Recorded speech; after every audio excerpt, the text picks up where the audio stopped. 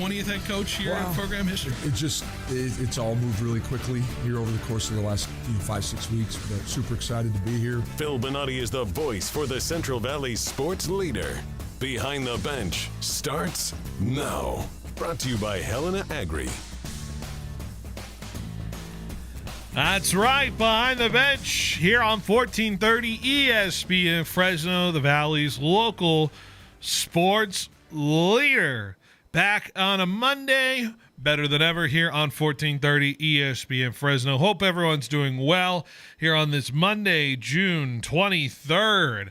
Streaming live here on Facebook and Twitch and YouTube. Hopefully, I believe we're on YouTube today on this Monday. So hello to all our viewers out there who are watching us. Hello to all of our listeners here on 1430 ESPN Fresno, 1430 ESPN Fresno app, 1430 ESPNFresno.com. That is the way to stream us. That is the way to watch us. That is the way to listen to us here on the program here on Behind the Bench.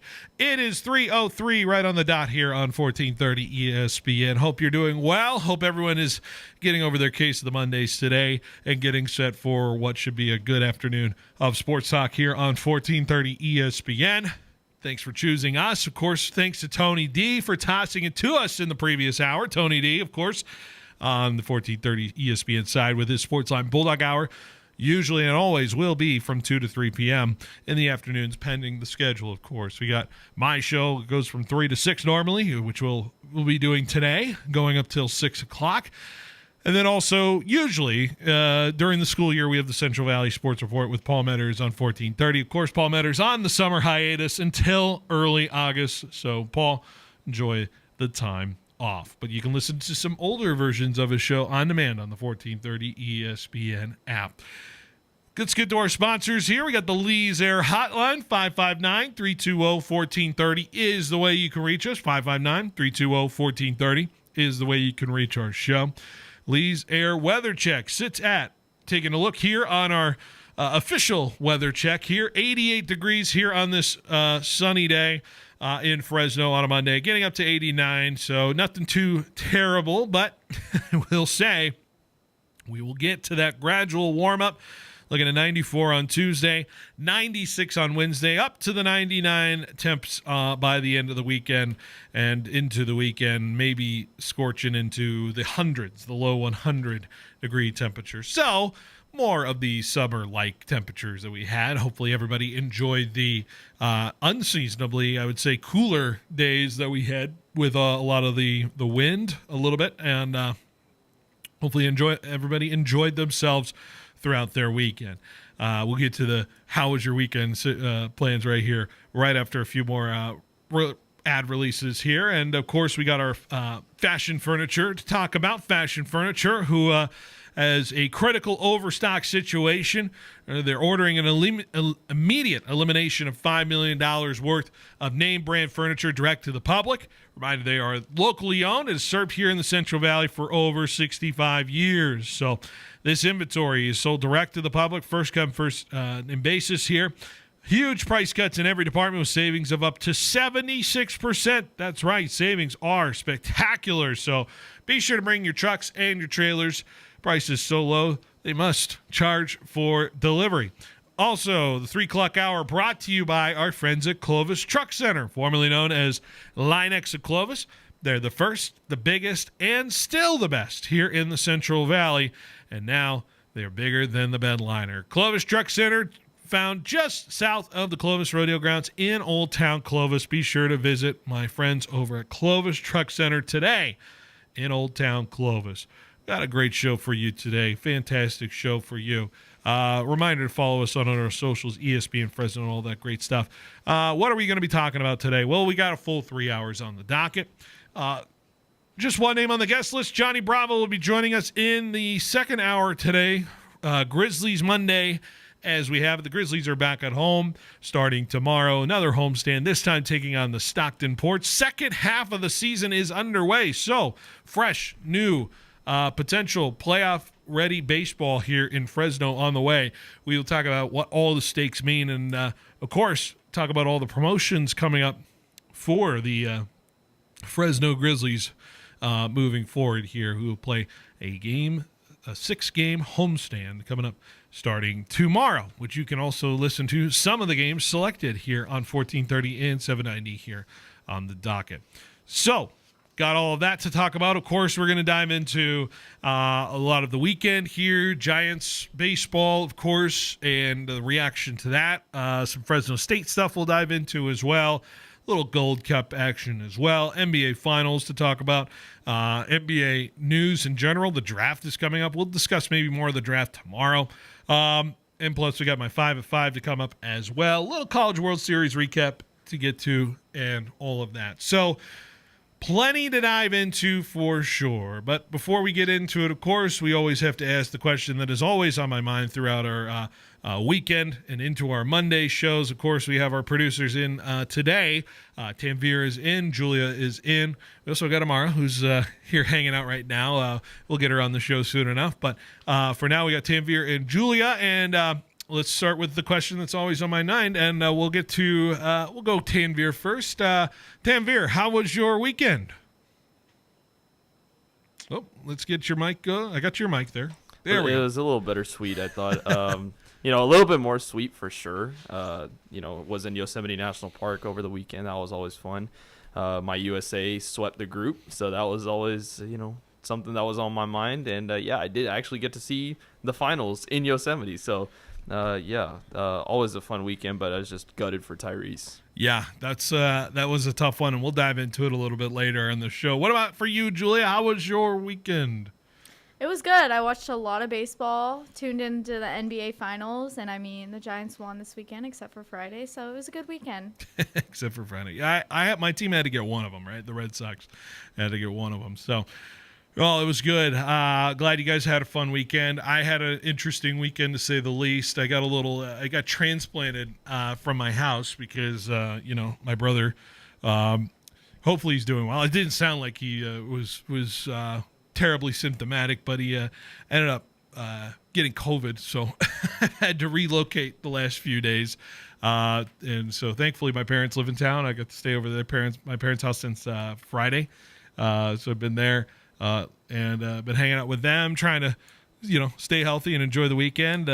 I got to hang out with my folks and then took my dad to the Giants Red Sox game yesterday. So we had to see all what the hubbub was about the Giants and Red Sox in that say. But in between all that, I just have to talk about one thing first, because I may have had the most crazy thing happen to me in my life on Saturday, and let me set the scene. So I'm heading to my parents' house on Saturday, but I wanted to stop by, grab a little lunch, and swing by a card shop because I've been starting to dabble in the cards. Paul Metters has helped me dabble in the cards just a little bit as far as baseball cards and anything like that. So I'm scouring whatever the shelving they have. I'm over at the Bases Loaded card store. Shout out to Bases Loaded over there on Marks and Shaw. And I'm sitting there and I'm looking at what I want to buy, and I see they have the new release, the Series 2. Top Series 2 is the new release. Now, when you come and buy a hobby box, you get these things called silver packs, little box loader packs in there. And so they're on the top of there. So there's only you only get one in a hobby and two in a jumbo or whatever. So they're pretty minimal. I end up saying, hey, I saw two of them kind of just floating there. I was like, I'll buy two of those. And so I end up buying two of those. And I rip open the pack. I'm kind of just flipping through the cards, kind of flippantly. And then I kind of peek and I see an autograph, and I'm like, okay, I get an autograph. That's pretty sweet. Usually you don't get pulls like that out of the autograph.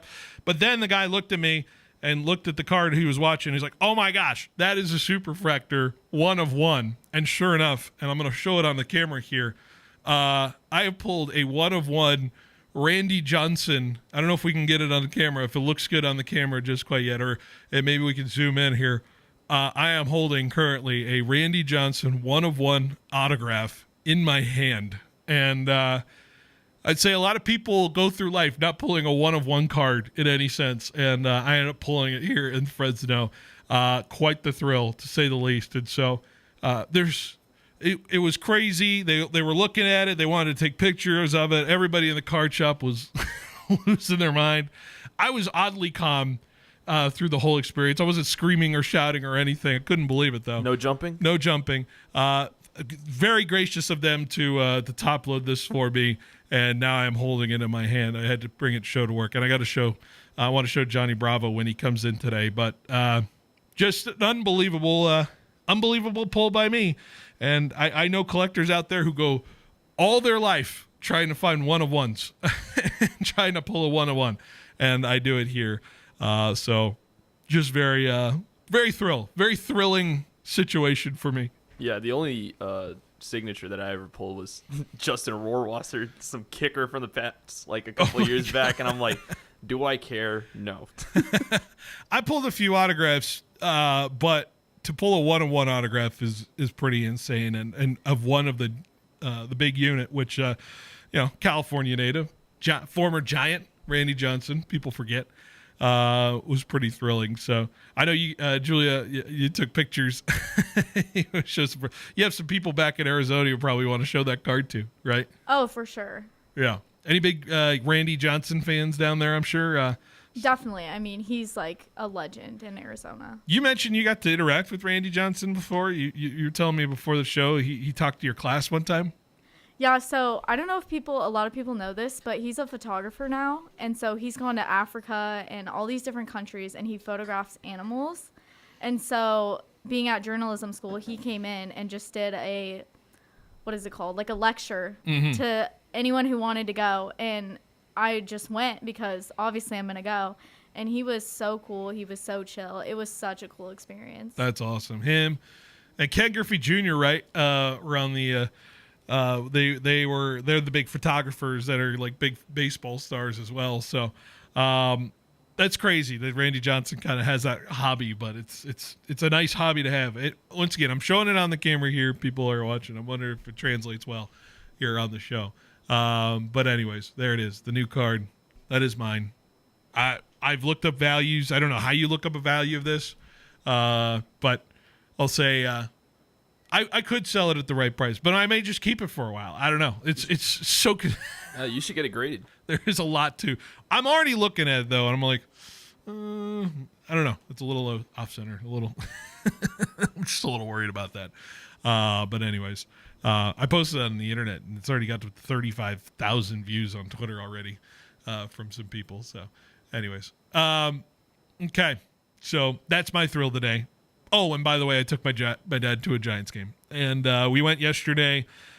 Got there pretty early. By the way, madhouse. It was a madhouse trying to get the Jung-Hoo Lee jerseys because they had the hooded jerseys. My dad and I ended up getting two. We ended up getting in the stadium enough to grab the two hooded jerseys. So I should have brought one of those today. You guys would have looked at that. It says Grandson of the Wind on it. It has all the Korean on it, and it has Jung-Hoo Lee's number and everything like that. Looked pretty cool. I had some people approach me in the stands. Hey, $20 cash. I'll buy it off you. I'm with $20 cash. I'm like, I know that'll fetch for more on the outside. People are going to want to collect that as far as that's concerned. So there are already scalpers going crazy about it.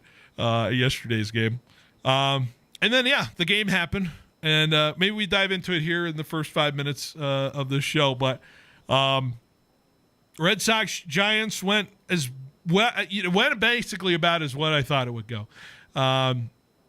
What did I say? I think that I said the big thing for the Giants, if you want to beat the Red Sox, is put the ball in play. Is that? I think that's what I said Friday, right, Julia? Yeah, and I mean that's exactly what they did, and you called it. Put the ball in play against this Red Sox team. They will make their own mistakes, and sure enough, including the big hit by Yaz yesterday, which they didn't even call it a hit. That's the worst part. He hits a pretty solid ball. It goes off Romy Gonzalez's glove, and that's the go-ahead base hit that basically gives the Giants a 6-5 lead. Calling it an error, that's tough on Yaz because that's a pretty nice hit ball, to say the least. But pretty sloppy baseball out through the day, but let's not bury the lead. Rafi Devers does hit his first Giants home run against the Red Sox. It felt poetic. Baseball's poetic in that way. It just felt like it was kind of in the stars. That was written in for Saturday's game, and so be it. I'm glad we're kind of past it now, and I think Rafi Devers is probably glad we're past this series now, I would say, having the off day today. But overall, I think we got exactly what we wanted out of this Red Sox-Giants series, which was just a bunch of weird, wild kind of stuff with the Rafi Devers situation, but nothing that escalated into the territory of actual vitriol and hatred. But I thought it was an interesting dynamic throughout the whole weekend. Yeah, and back to winning ways, I think getting Rafael Devers that home run is going to do wonders for his confidence going forward. And I think getting those back-to-back wins, I think it's good because they were in that stretch a little bit. I don't know. I think they lost 5 games at that point after their 7-game winning streak. So getting back to winning ways is always good. And getting a guy like Devers in the home run count is always going to be good for them. What I read, or what I heard a quote from Kruk on radio this morning saying that the first word he thinks of with Rafi Devers is threat level in the lineup. Even if you're not hitting well, a threat in the lineup will always have you thinking of what can happen. I imagine the same thing. He talked about this might be the biggest threat the Giants have had in a lineup since Barry Bonds. I'm like, because even with the great World Series teams, was there a player that people feared in the lineup? Like, I know Buster Posey's good, but I'm not talking we're not talking Buster Posey who's gonna mash 40 home runs and go crazy in that department. We're talking legit power threat that can totally change a game on the dime in terms of a bat in the lineup. And to me, I don't know if there's another guy the Giants have had. They tried to make Soler that last year, and we know how horribly that went for the Giants. And honestly, I think Chapman feels like he was the guy kind of at that point, and then he got hurt, obviously. But I don't think there's ill will to Matt Chapman in this sense. But let's be honest, Rafi Devers, his swing, it's so fluid yet violent in a way that makes pitchers, I think, terrified of what he can do when it turns to the inside pitch. I think if I'm pitching Rafael Devers, I just throw high fastball and see what happens. But once he figures that one out, he could flip it the other way. He was hitting base hits everywhere throughout these first 6 games. He is as legit of a piece the Giants have added, and I think this is after 6 games, it feels like a good trade. You can't evaluate it after 6 games, though. But it's been a good introduction for the Rafi Devers era of the Giants baseball. And guess what? He still has another home series here to take care of the Marlins, right? Go tee off against the Marlins for 3 days. I couldn't ask for anything better for Rafi Devers. Yeah, I mean, especially because, he had the emotions of getting traded in that series right after he got traded. And then, playing his old team that he had so much tension with. I feel like he did so well. And now we're going to see the actual Rafi Devers that we've been waiting to see, where there's less emotion involved, and see how he really does now. Because the Guardian series is, what do you think of your new teammates? How do you feel about being traded? Red Sox series is, what do you think about playing against this team? What do you still feel about getting traded? Now he's probably going to get questions asked of, how's your swing feeling? How does it feel to be at home? Feeling like you're getting into a routine. I think the trade questions move away, and now he is Rafi Devers, the Giant, instead of Rafi Devers, the guy who's traded to the Giants. And I think that changes a lot. We'll see. I'm curious what it looks like on the road as well, because he hasn't played a road game for the Giants yet, and we're going to see what happens in Chicago at the end of the week. But is there a better opponent the next 6 days than Marlins and White Sox for Rafi Devers to get in a groove? I mean, I don't think there's a better set of 6 games for this Giants team to be playing in moving forward. So I'll take that every day, each day when it comes to that. But aside from the game and the weirdness of it, really enjoyed my time with my father. A happy belated Father's Day to my dad. He is on his way up the mountains to go play some golf for the next 3 days. So I'm sure he's taking some well-deserved time off from that. So it's good to have that time with him. And so I really enjoyed it. All right. We're just getting started on the show. We got plenty to get to.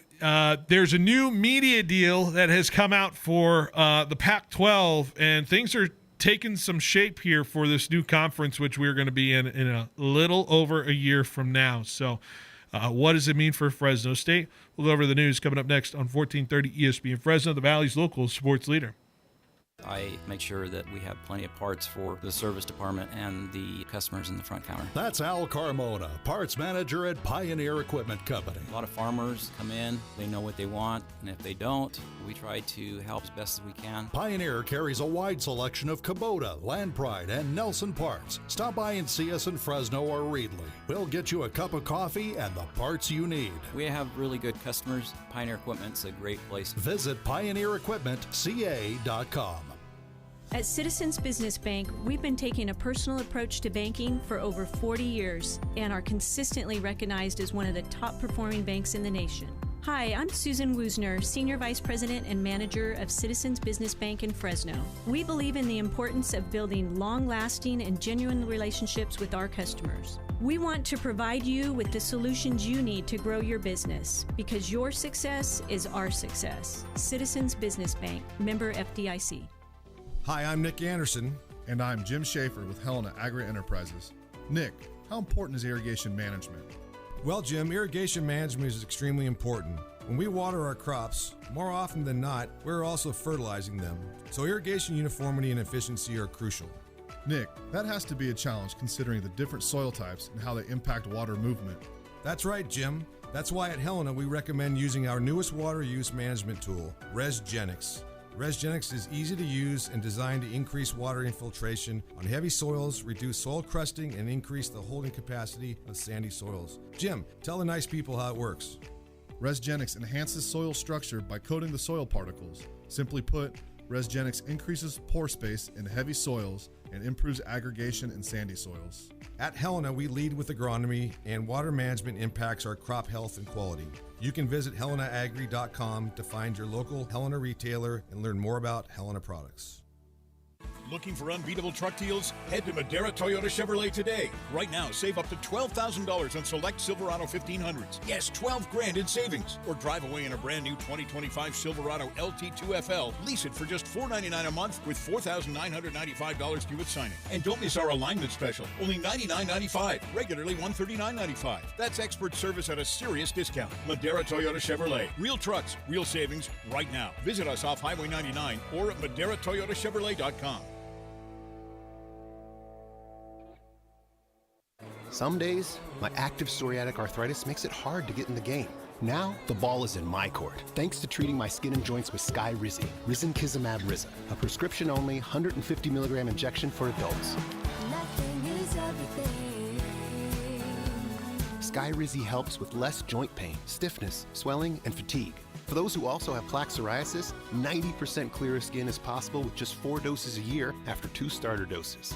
Don't use if allergic to Skyrizi. Serious allergic reactions and an increased risk of infections or a lower ability to fight them may occur. Before treatment, your doctor should check for infection and tuberculosis. Tell your doctor if you have an infection or symptoms such as fever, sweats, chills, muscle aches, or cough, or if you plan to or recently received a vaccine. With Skyrizi, there's nothing like clearer skin and better movement, and that means everything. Ask your doctor today about Skyrizi and visit Skyrizi.com or call 1-866-SKYRIZI to learn more.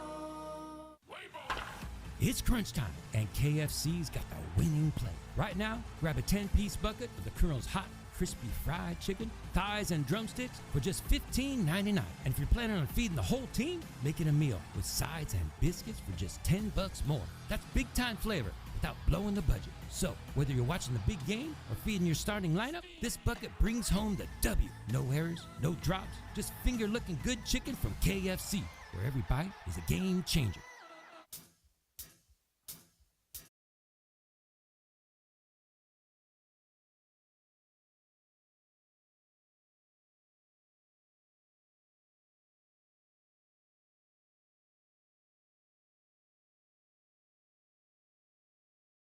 To Behind the Bench here on 1430 ESPN Fresno, the Valley's local sports leader. Here on this Monday, hopefully everybody has come down from their weekend, had a lot of fun over the weekend. Getting close to holiday weekend, by the way, 4th of July right around the corner. Not this weekend, but next. So hopefully everybody's getting ready for that 4th of July weekend. Oh my gosh, 4th of July on a Friday. We love that. In the work world, we get the 3-day weekend, traditional 3-day weekend, not any pseudo 3-day weekend or the weird God, 4th on a Wednesday was the worst. I always thought of that. I always had a tradition when I was working in North Dakota on the 4th. I had some friends who had a boat. We'd go out on the river every 4th of July, and they'd be blasting fireworks like it was, someplace else. As far as that's concerned, fireworks all over the area. The problem in North Dakota is the sun doesn't go down until about 10 p.m. in the summer, so it really is pretty bright until about 9 or 10 o'clock. So you have to wait really long until your fireworks. You can see your fireworks in the proper way. So, by the way, I don't know what the rules about fireworks here. I forget what the rules are. There's always a fire warning. I heard a firework last night, by the way, with my window open. I have more fireworks pop off. By the way, my parents got a new dog, and I don't think she's dealt with fireworks yet. So we noticed she was dealing with some firework stuff the last couple days. So hopefully she gets through this 4th pretty okay. That's always the testy thing, right? Is to test out the dog to make sure the dog is okay on 4th of July. Some dogs just don't care, and then some dogs are like, "Help me! It is a war zone out there." I don't know if Julia, have you ever experienced with your dogs? How's your dog on 4th of July? Yeah, my dogs lose their mind. My old dog, he used to hide in the bathtub every year. That was his place of hiding. Yeah. But yeah, these dogs, they do okay, but they're not fans of it. Sometimes the other dog helps one dog helps the other dog. Like, dude, it's fine. You're fine. Like, chill out. Like, just hang with me. And the other dog's like, oh my God, this is crazy. This is so nuts. So anyways, I don't know where I'm going with that other than 4th of July is coming up, and very excited to have that coming up. But, okay, so let's go to one of our top sports stories brought to you by Valley Pure right here. And no segue here other than we just got to get to one of the big ones that popped off this morning, announced about 6-ish hours ago, I would say. So around 10 a.m. this morning, 9 a.m. this morning. CBS Sports Pac-12 extend their partnership with the network, becoming the primary partner as the league eyes expansion. That is the headline that we now see here. This, of course, is on CBS Sports that I'm reading off of. But here we go.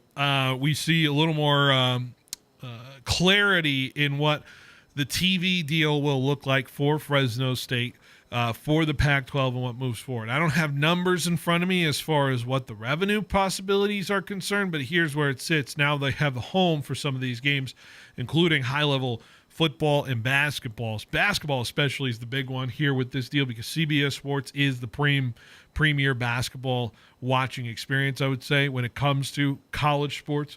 So and let's not kid ourselves here. The Pac-12 is set up to be a basketball conference, not a really it's good football, but the basketball is the high-level draw here when it comes to that. And if Fresno State has any hope of becoming better at basketball, this is the path for it, which is really good TV deal, good secondary revenue when it comes to the basketball side of things, and hoping that plugs in and generates some stuff for us because let's be fair, Fresno State has been struggling for the last 15, 20 years when it comes to relevancy in basketball.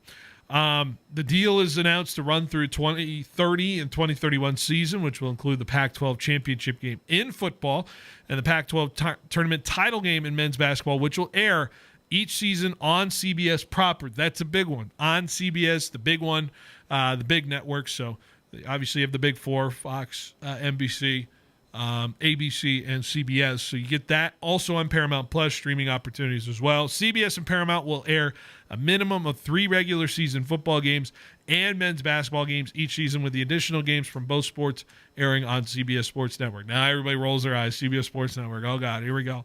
But the premier CBS viewership is where you go for these things as well. So the home now being the CBS network, I think that shows some legitimacy. What you can do here and what you could see here with the football side of things is see the Big 12 draw game come in, and then you have either a Pac-12 game follow it right on the network after some news or something like that, and you could have a doubleheader situation that sometimes you traditionally see.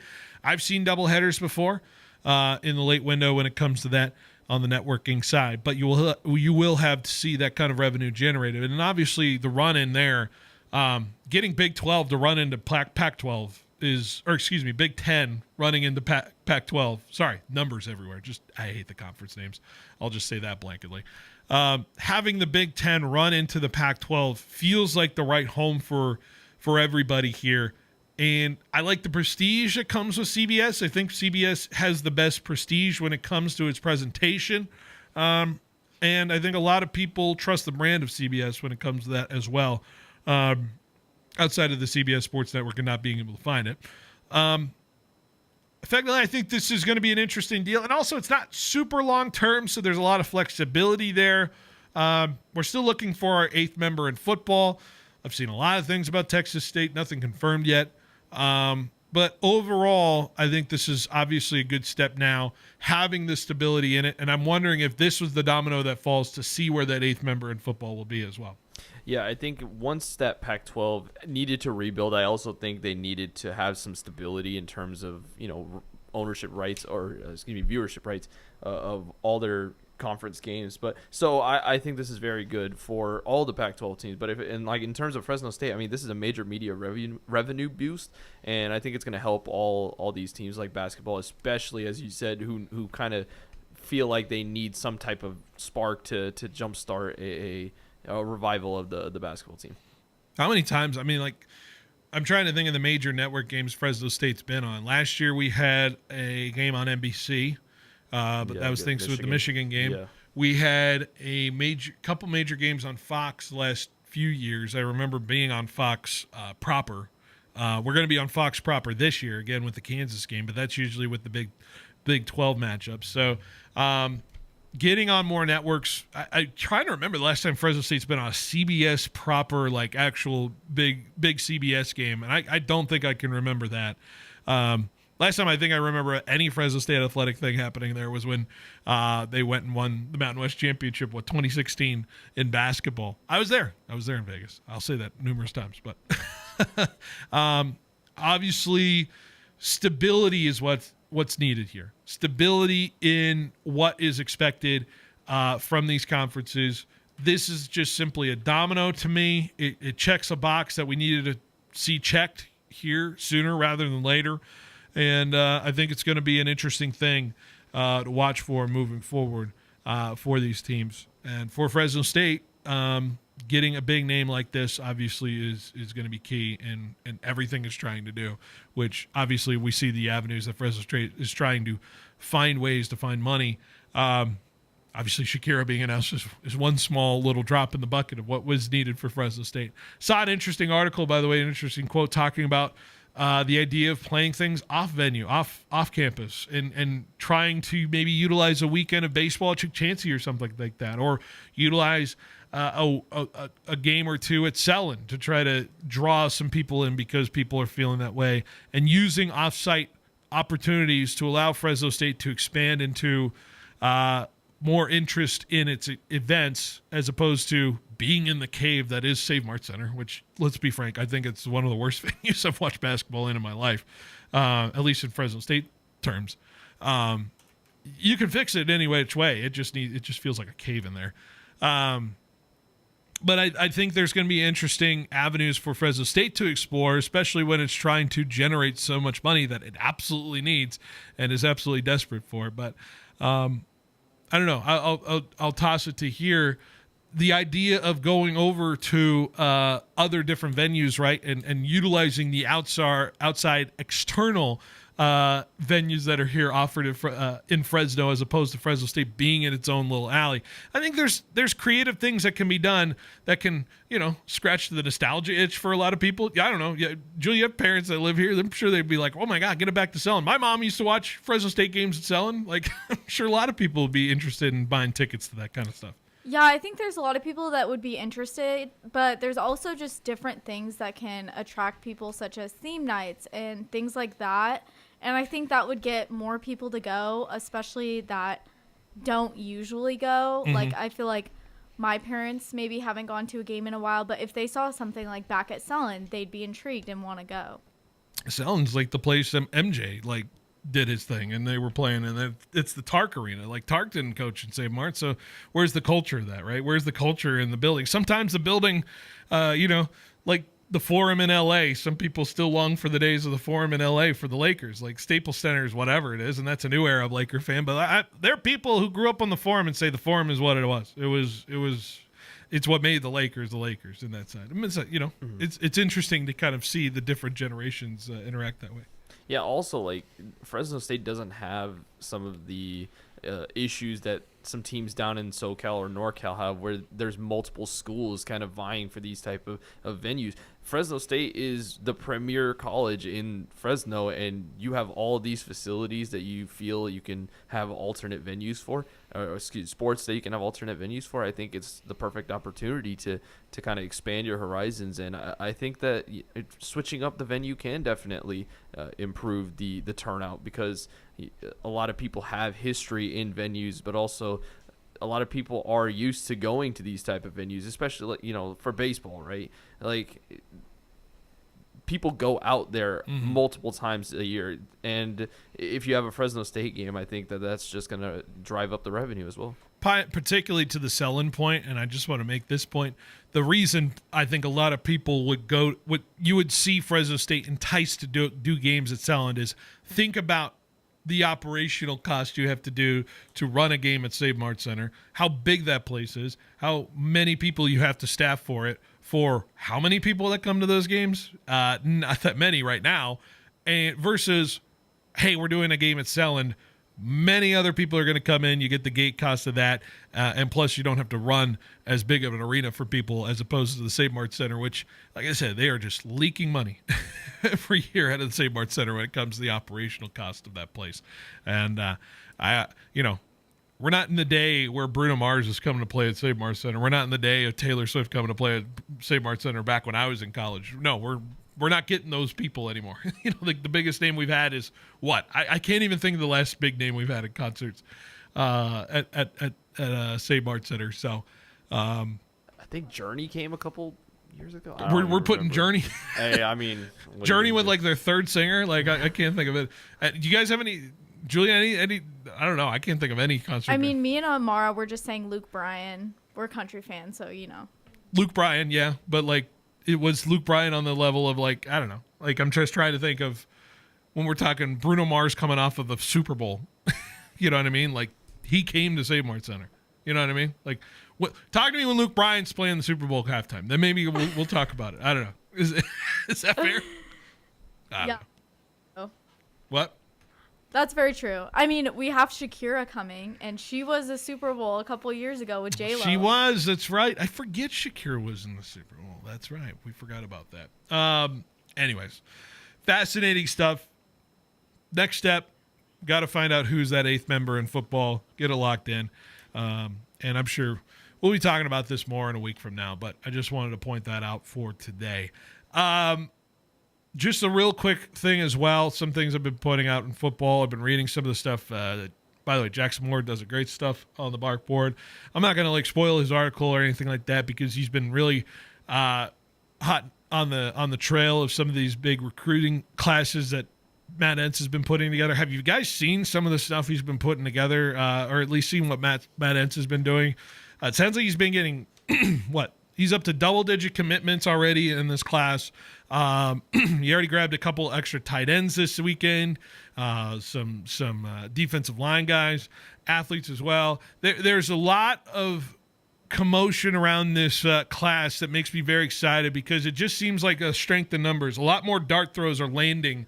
And even if these guys don't pan out, the good thing I see from this Matt Entz regime right now is the idea that you are successfully landing players as opposed to hoping the ones that you get work. The more you bring in people, the more likely you're going to find guys that are going to work out, as opposed to a smaller class of guys you think are going to fit. Now you have a bigger crop to work with and figure out. And I think Matt Entz is doing it in strength and numbers, and I'm very excited to see what this kind of class looks like because this 25 class is shaping up to be a very good one from Matt Entz's side. Yeah, I think what Fresno State has going for it, one, you have a new coach who has a whole new system, and when you can pinpoint players that are going to help in your system, sometimes those aren't those big 4-star, 5-star guys, but you can find people that can work in this system that are on that lower level. Now, I'm not saying we can't go out and get 4-star guys. We for sure can, right? But I think that's the opportunity that is presented by Fresno State, and that's why people are coming through. I'd rather get a bunch of just 3 stars that can turn into 4 stars and whatever. The star, Matt Etz doesn't care about the stars. Honestly. Right, star rating at this point doesn't matter. When you have Cam Ward, who's 0 star, but he's pulling guys that are beating out Washington State. That Washington State guys that have been talking to in that sense, or San Jose State, or New Mexico, or anything like that. Those are teams in the conference, that you're coming in. Back in the day, we weren't beating Washington State for anything. Washington State was getting the guys, because I feel like that's the minimum, right? With this program in Fresno State, you have to beat those teams out. We're not asking you to beat out UCLA, USC, all these premier colleges in California, but you got to beat out the people that are in your conference. Strategies to beat those teams out, and then obviously in the transfer portal side of things, get some of the guys who are a little crestfallen. The Corey Foremans of the world who clearly didn't have a great idea what college football was looking like when he went to USC and really hated it. And we heard about him on the interview and just found a way to love football again after he came out of there. Other stuff like that. You can find different avenues to garner talent. But my overall point is I like to see numbers. Recruit more. Get more. Because the more chances you have with guys who are on your roster, the more likely you're going to find guys that will fit, as opposed to, well, I recruited him. I hope he works because I got no more backup plan because I recruited only a certain amount of whatever. He's taking advantage of the roster rules. He's taking advantage of that. Not all of these guys we see come in are going to work out. They're going to go transfer after, lack of playing time, but at least you get an idea and they're in your off-season program, and you get to work with them and see if it actually works. So props for him to get the sell on that, because I think that's going to be fascinating to watch when it comes to fruition next fall. So, all right, let's take another break. When we come back, we'll update some of the other stuff from over the weekend, including some heartbreak from me. And Tim Veer's got a cup update as well. Coming up next on 1430 ESPN Fresno, the Valley's local sports leader.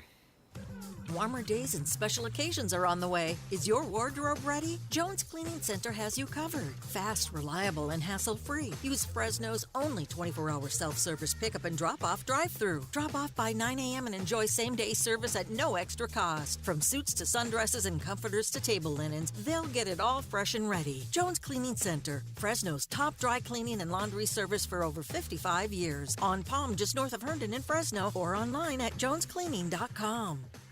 At FFB Bank, we believe banking is more than dollars and cents. It's about people. That's why we're a farming-focused bank for hard workers, a future-forward bank for big dreamers, and a family-friendly bank that actually knows your name. From your first loan to your biggest milestone, FFB Bank has the tools to help you chase your goals, crush them, and score big. Because your wins are our wins too. So what can FFB Bank do for your business? Find out at ffb.bank. That's ffb.bank. FFB Bank. Let's win together. Member FDIC, Equal Opportunity Lender. It's crunch time, and KFC's got the winning play. Right now, grab a 10-piece bucket of the Colonel's hot, crispy fried chicken, thighs, and drumsticks for just $15.99. And if you're planning on feeding the whole team, make it a meal with sides and biscuits for just $10 more. That's big-time flavor without blowing the budget. So, whether you're watching the big game or feeding your starting lineup, this bucket brings home the W. No errors, no drops, just finger-looking good chicken from KFC, where every bite is a game changer. It would be a bit of an understatement to say there are plenty of men's clothing brands out there. At Patrick James, we're a bit biased. We offer comfortable, high-quality clothing at very competitive prices. Patrick James delivers impeccable classic looks that keep your wardrobe moving forward in a confident, modern direction. See for yourself online or come into our store on 780 West Shaw to find the style and brands you're looking for at Patrick James. The wait is over. Valley Pure presents Crazy Horse, the wild new flower from Cowgirl Cannabis. This isn't just a strain, it's an experience. Ready to get on the wild side? Then saddle up and ride with Crazy Horse. Available now only at Valley Pure. Bold, untamed, unforgettable. Don't just hear about it, live it. Get to one of Valley Pure's 5 locations and grab your Crazy Horse today. Cowgirl Cannabis. Blaze the trail. Fresno Pacific University prepares you for a life and career beyond a degree. But what does beyond a degree mean to Valley students? Class schedules that fit my schedule. It means easily transferring credits so I can pick up right where I left off. For me, it's getting a degree as quickly as possible. Having a community that supports me. Fresno Pacific University takes you beyond a degree, now accepting applications at fpu.edu. Summer is here in the Central Valley, and the action of Valley Athletics is where you want to be. Phil Benotti here to tell you about the big VBA All Skills Camp starting at the end of July. It's for 3rd through 8th graders to get in the fun and focus on the skills that it takes to be a top-notch volleyball player. Spots are limited, so be sure to sign up fast. Space is also available for the All Sports Camp as well. Basketball, volleyball, and pickleball to name a few, all led by former collegiate and professional athletes. Just reach out for information at their website, valleyathletics.co. Valley Athletics, developing the athlete in everyone. Are you a business owner struggling to understand how cloud technology can help your business? Are you in need of computer and technology support for your employees? M-Cubed Technologies is your solution for fully managed IT services. 24 hours a day, 365 days a year. M-Cubed will be your partner in the digital world, allowing your business to carry on worry-free. We specialize in cloud hosting, Microsoft 365 management, general IT support, and VoIP phone services. Call M-Cubed Technologies today to discuss our partnerships.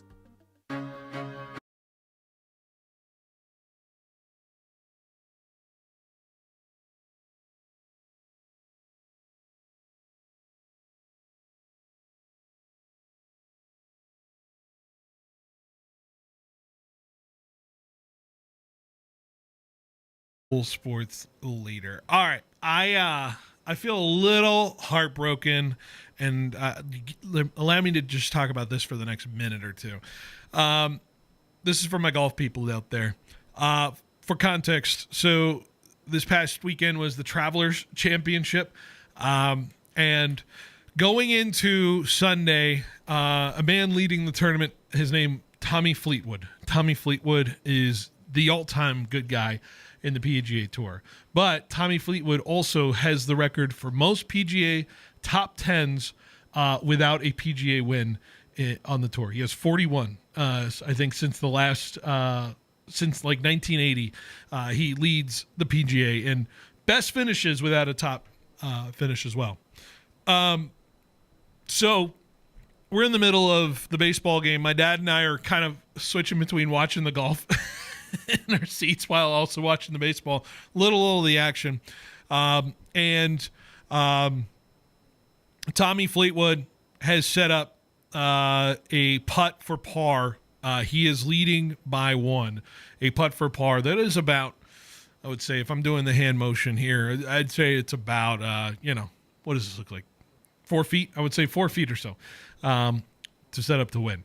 He misses, pushes it left. He goes on the bogey. Keegan Bradley, who put a ball just inside Tommy Fleetwood's ball, hits a birdie, sinks the putt for birdie, and he ends up winning by one.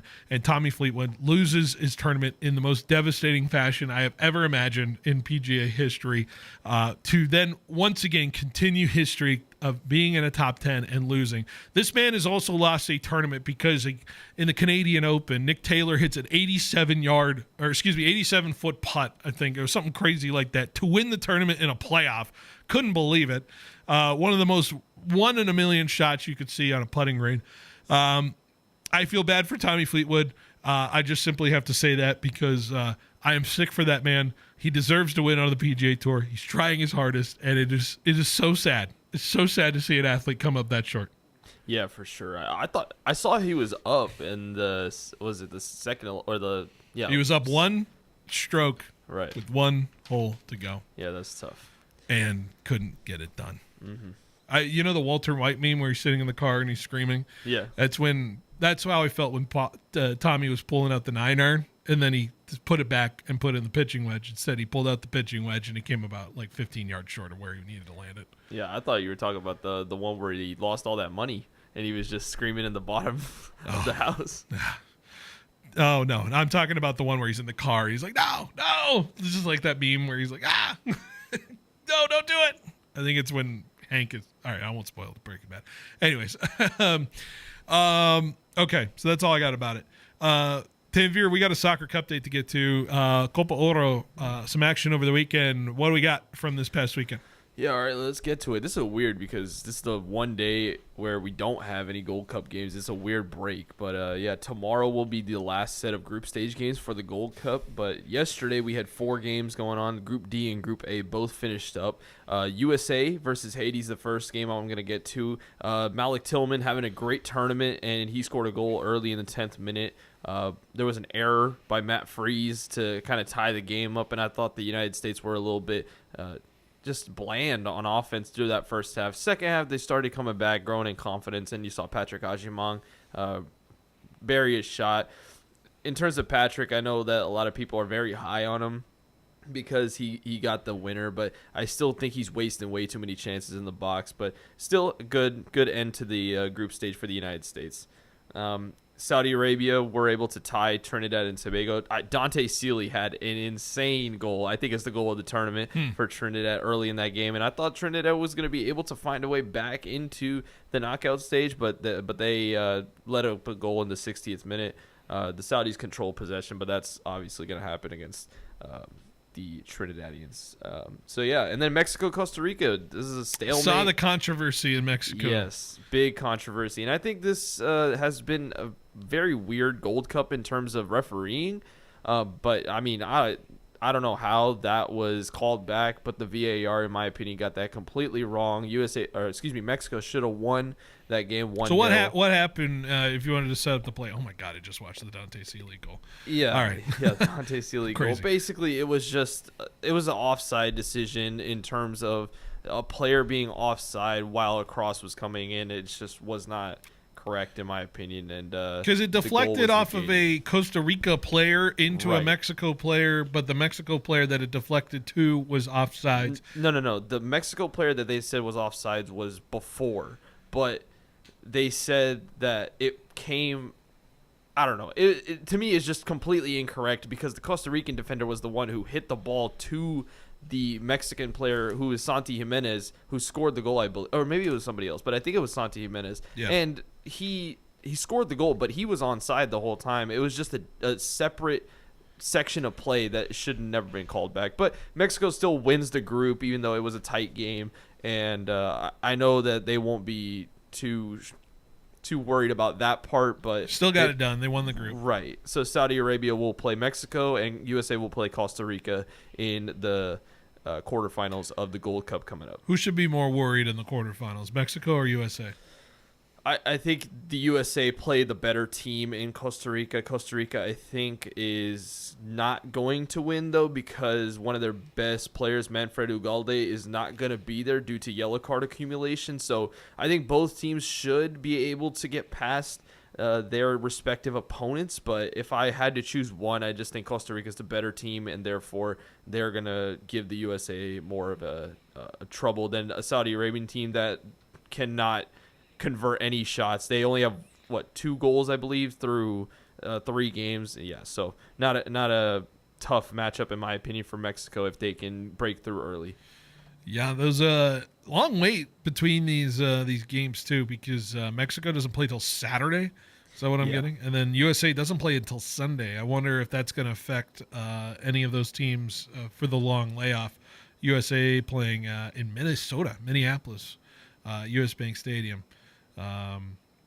Is there going to be a long layoff issue with that, or do you feel like it gets the teams healthier in that sense? I think it gets the teams healthier, especially these two tenured teams. The USA and Mexico are, 2 teams that are regularly in the Final Four or final of these type of tournaments. I think it's more on can they grab that momentum back and improve upon what they've been doing over these last couple of games. All right, we'll see where it heads out. We'll talk about tomorrow, the games coming up tomorrow, 4 of them. What's at stake there on tomorrow's show. But there you go, Tanvir Soccer Cup Day right there for you. All right, coming up next, it was supposed to be Game of the Year. Who knows what we feel about it now? Game 7 happened last night. We'll react to it. The Thunder are your NBA champs. How do we feel? Stay with us. Behind the Bench coming up next on 1430 ESPN. No matter the time, morning, noon, or night, Black Bear Diner in Fresno has you covered. Breakfast, lunch, and dinner served all day just the way you like it. At Black Bear Diner in Fresno, you can count on them serving up hearty portions that satisfy even the hungriest appetites. Plus, the little cubs can enjoy their brand new Cubs Corner too. So gather your family and friends, bring your appetite, and make it a meal to remember at Black Bear Diner in Fresno, corner of Shaw and Marty. Black Bear Diner.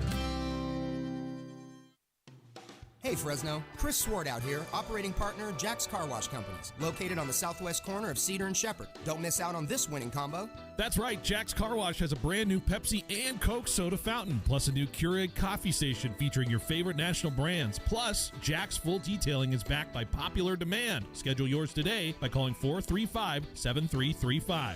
Jack's Car Wash and ESPN Fresno, the double play of a great car wash and a great broadcast. Let's go Giants! Take me out to the ball game. Baseball is back, and it doesn't get any better than the Fieldhouse Sports Bar and Grill, indoors or on the patio. Root for your team while enjoying their famous burgers, dogs, and fries. And did you know they have the coldest beer in town? No, seriously, with 16 draft beers on tap, served in an ice-cold pint, it'll sure get you cool for the summer. The Fieldhouse Sports Bar and Grill. Food, sports, fun. On Copper Avenue at the entrance to the beautiful Copper River Ranch. What happens when your determination to advance your career meets online education? More than you ever thought possible. At Fresno Pacific University, we're committed to our mission. We're committed to you. That's why we're continually bringing new programs online. Complete your bachelor's or master's degree in a format that works for you. Discover what's possible at Fresno Pacific University. Learn more at online.fpu.edu.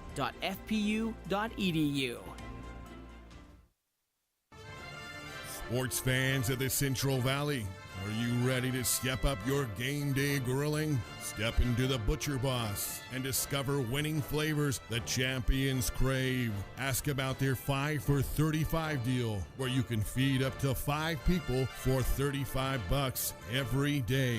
Located right off the 41 north of Avenue 11, stop by the Butcher Boss today and become the boss of your barbecue. Welcome to A Plus Signs. Thanks. Yeah, I need some custom exterior signs for my business. Great. What's the name of your business? C Plus Signs. Wait, you own a sign company? Yep, C Plus Signs. And you want us, A Plus Signs, to make your signs? Yeah, I need them really fast, and we can't touch our turnaround times. We are kind of known for that. For signs that stop traffic, drive traffic, and even direct traffic, call A Plus Signs. Remember, A Plus has great technicians to service and repair signs, too. Yeah, we got a guy, but he's afraid of ladders. Fresno's flooded with junk removal companies. Most are slow, sloppy, or overpriced. Here's the difference. Everyday Junk Removal shows up, hauls fast, and gets out. Furniture, gone. Mattresses, gone. Construction debris, yep, gone. Dumpster rental, handled. Rated 5 stars on Google because they don't screw around. Right now, get $20 off a half load or more. Get your quote at everydayjunkremoval.com or give them a call at 408-9132. Everyday Junk Removal. Get through the clutter. Is a cracked screen or dying battery putting the brakes on your day? Swing by Self-Fix for lightning-fast phone repairs. Our expert techs are wizards with all major brands, guaranteeing your device is back in action before you know it. Plus, every fix comes with our rock-solid warranty. Drop by 6751 North Blackstone or dial 559-765-8044 to lock in your spot. Self-Fix, your ultimate ally in phone rescue. Stay plugged in, only with Self-Fix. Your home for high school sports. 1430 ESPN, the Valley's local sports leader. KFIG Fresno. Toluca, the celebration continues in Oklahoma City. The Thunder taking Game 7 last night to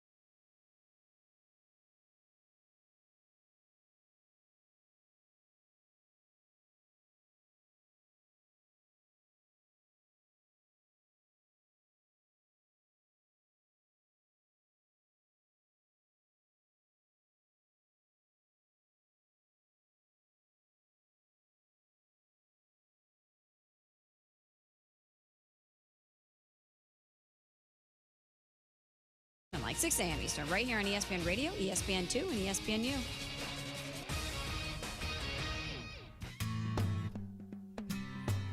He's got the knowledge. Because once again, I have to come on there and talk about how right I am once again in anything that it comes to sports. He's got the questions. I'm going to lose it. Are you kidding me? What are we doing here? He's got the guests. 20th head coach in Fresno State history here, Matt. Is it hard to believe sometimes still the 20th head coach here in program history? It's all moved really quickly here over the course of the last 5-6 weeks, but super excited to be here. Phil Benotti is the voice for the Central Valley sports leader. Behind the Bench starts now. Brought to you by Helena Agri. That's right. Hour number 2 of our show here on 1430 ESPN Fresno, the Valley's local sports leader.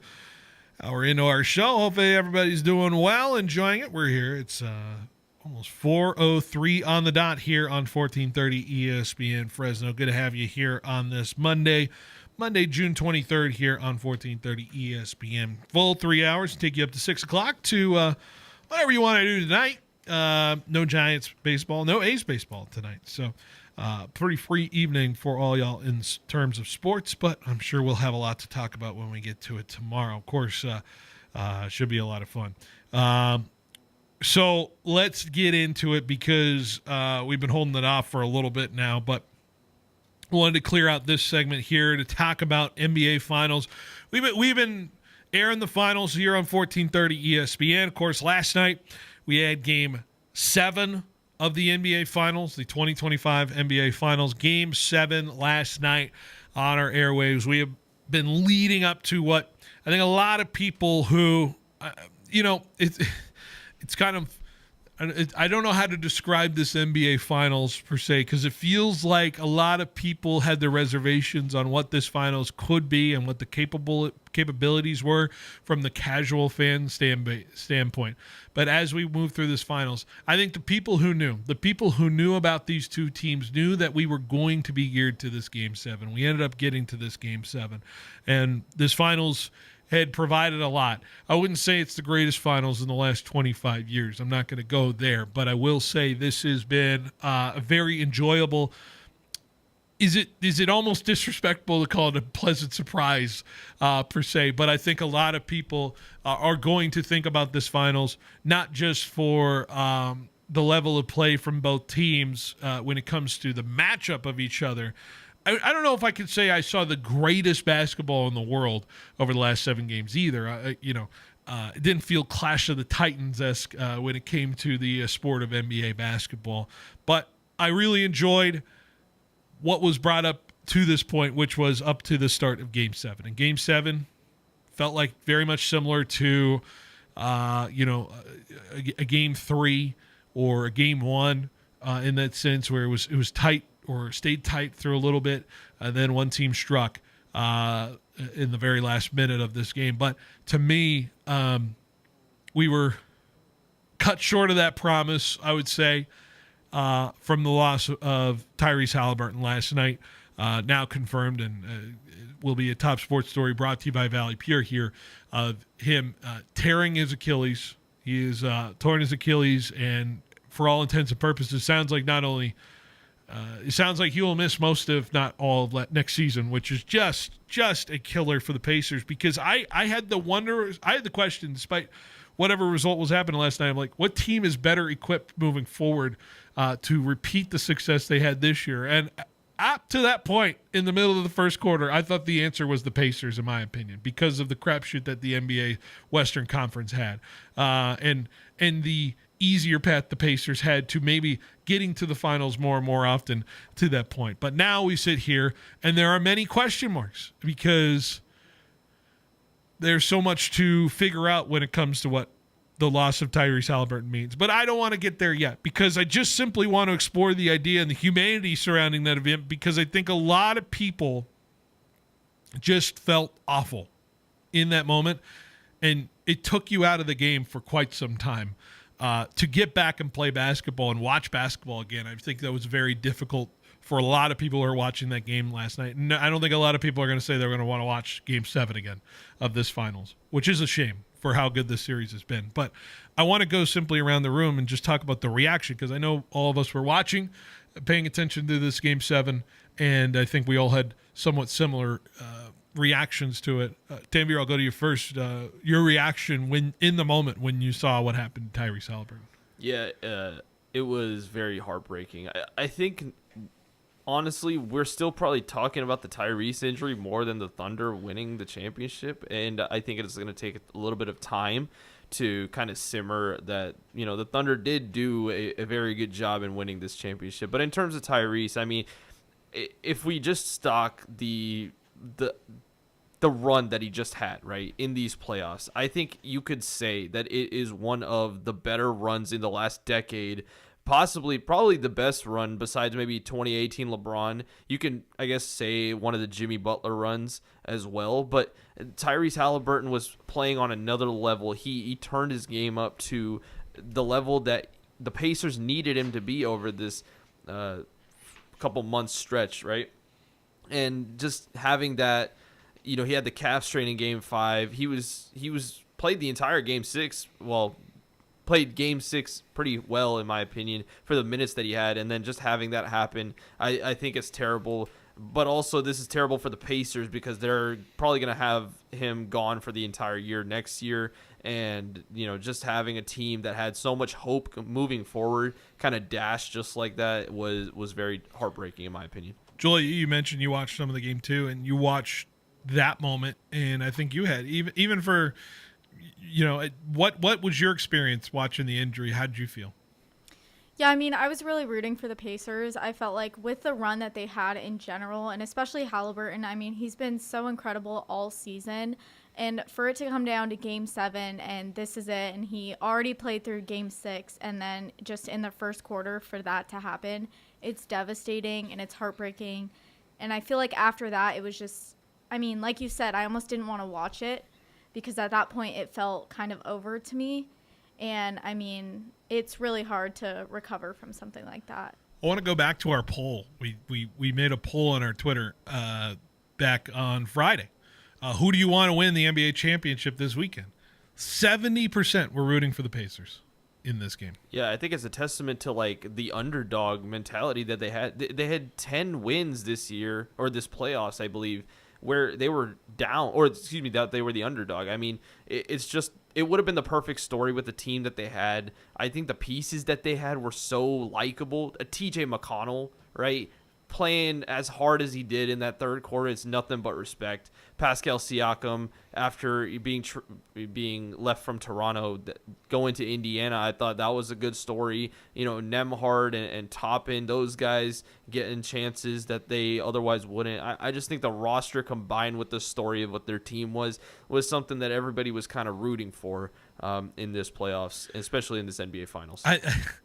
And there was a great question I heard from I think from the Bill Simmons podcast. I was listening to Bill Simmons mention it. It's like, are you going to remember this more from the loser perspective as opposed to the winner? We're going to remember the Thunder winning it, but you're going to equally try to remember what happened. The only time I can think of where I'm like, I do remember the loser and the winner vividly together in both of their journeys is like the 2013 finals, like with the Spurs and the Heat, like the titanic nature of those two teams. And I'll always put 2013 as the greatest finals in the last recent memory for me, in the last 25 years. And I'm bringing up bad memories for you. And yeah, you can bring up 2016 to me, and that's fair.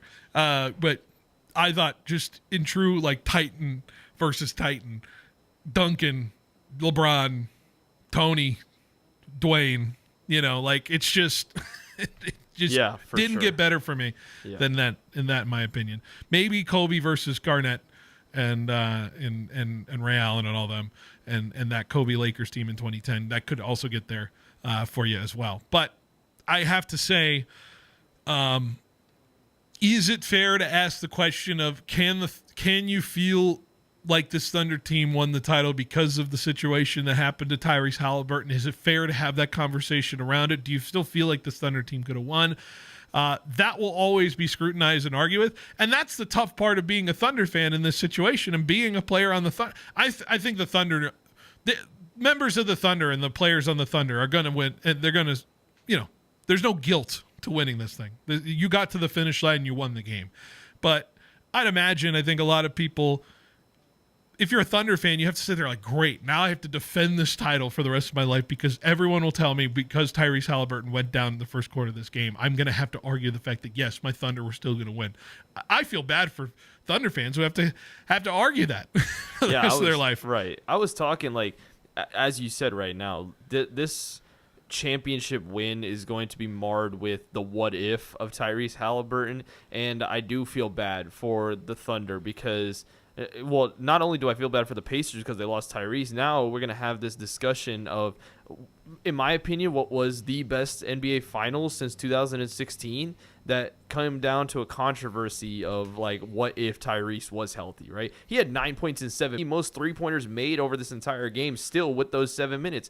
And it is fair to say that the Pacers should have won with Tyrese with how he was playing. He might have hit 30 points for the first time, right, in this series. But, I think that for me, I can separate due to the work that they did over these last 7 games that the Thunder deserve this win and rightfully, I think, won this series with the performances they put up. I'll only push back on the 2016 comparison because I can do the same what if with Draymond getting suspended and Bogut going down with an injury. Yeah, well, I was just saying based off of, like, I think this is the best series in terms of the games on the actual court since that series. Yeah, no, I get it. But I'm saying in the end result, what if of, like, Warriors fans will always sit there and say, hey, Cavs, like, if the NBA didn't have this vendetta against Draymond, yes, Draymond shouldn't have done what he did in that whole situation.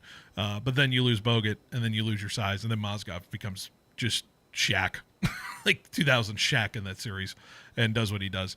You know what I mean? It's like there's all kinds of what if smart in the NBA, which is a shame because I think you don't get that as many times as other sports maybe. I think verifiably last year we knew the Dodgers won that series outright for the World Series.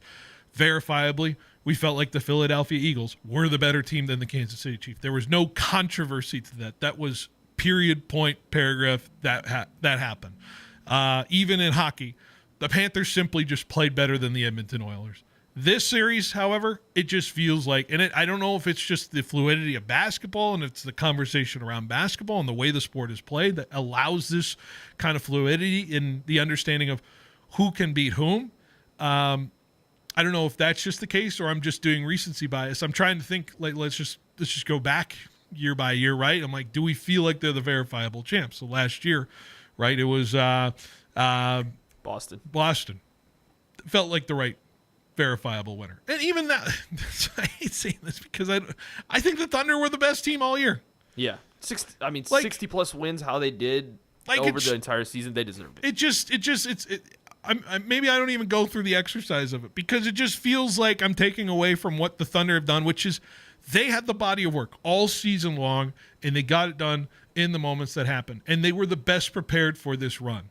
And that's fair, and maybe that's what I have to lean on for me to ignore the conversation of, well, what if Tyrese was playing in this final 3 quarters, right? Yeah, and that's what I have to sit and just have to sit and live with. Yeah, I feel like this conversation happens in the NBA more because individual players have so much more impact on the game than in an NFL, an MLB, or an NHL, right? Like, the guys in the NBA, it's a lot more solo-oriented league where a guy that can play over a span, like any Curry or you have, like Curry, right? For example, if he was healthy for that Timberwolves series, they probably would have won. But if you, like me, I'm a 49ers fan. Dre Greenlaw got injured in the Super Bowl, and I can shout all about, like, if Dre was healthy, that we would have won that Super Bowl. But it's not going to have the same context because there was so many other things that happened across that Super Bowl that, that could have changed the outcome of that game. So I think it's because the NBA is so single player oriented, like a single player can change the outcome, that we have these type of conversations.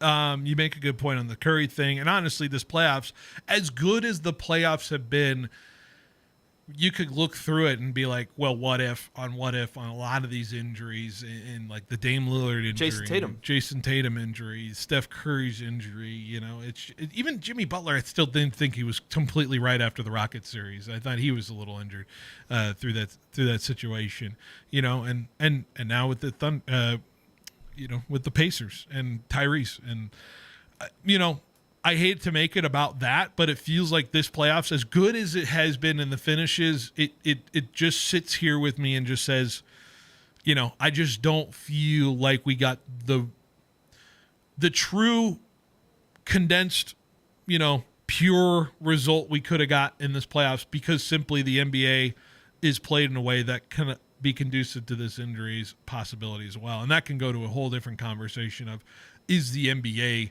playing at a pace that is not sustainable for its own play? Yeah, I was just going to say, I think we need to have a conversation on, if the season is too long. I think from an entertainment perspective, the season is too long, because who cares about the first half of the NBA season, But I think from an injury perspective, without the amount of good players that we've had injured in this playoffs, regardless of how great it's been, it's definitely a conversation. It's like it's comparing the conversation of, is pace of play hurting these NBA players versus the conversation we have in baseball is the pace of play hurting elbows in pitchers. That's just simply the same argument, I would say, in a different way. And how can athletes get themselves more prepared in that situation? And frankly, maybe that's the next step, is the athletes figure out a way to better condition themselves for this.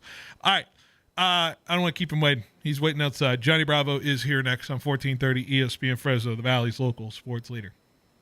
Mike Dermanuel Jr. of Hub International Insurance Group. That's the kind of relationship we have with our clients. They want to know what's going to happen if they make certain business moves, and we're right there to give them our thoughts and our ideas and our advice.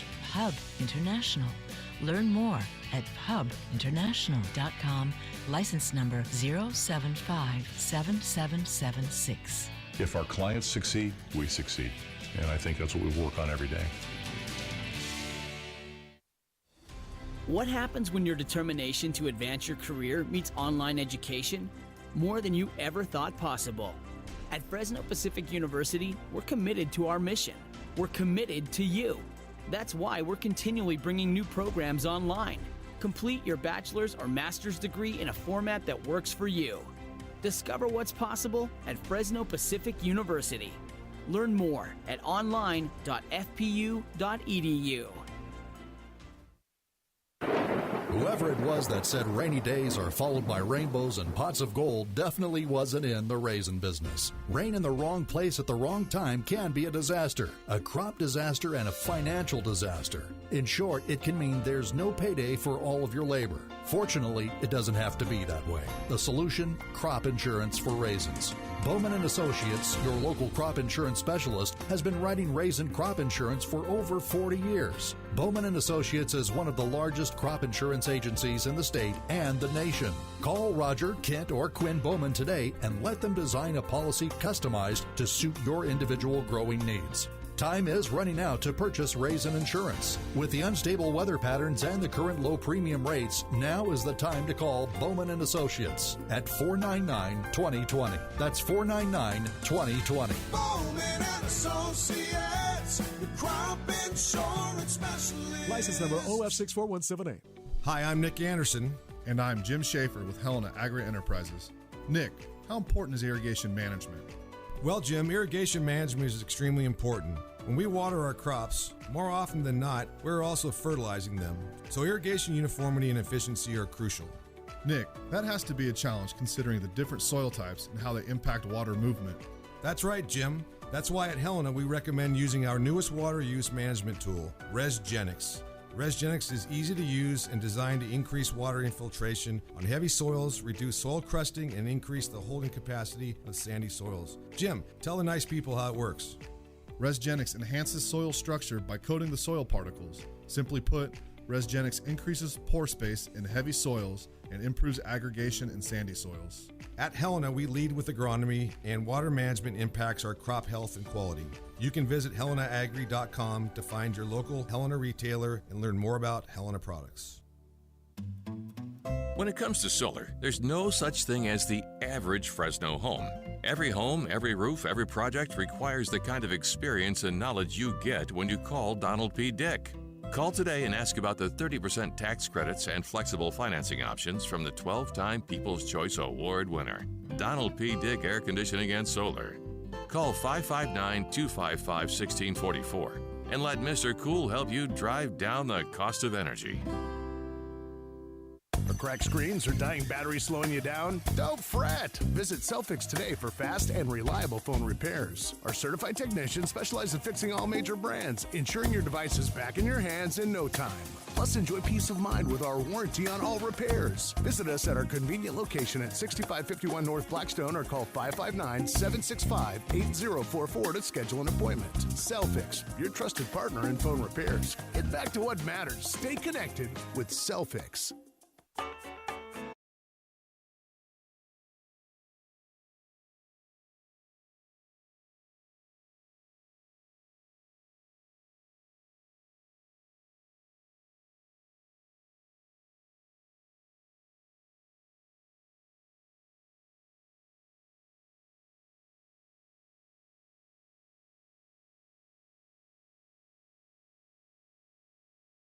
We are here live in studio, and I'm trying to figure out which mic he is. Well, it looks like he's on mic 3.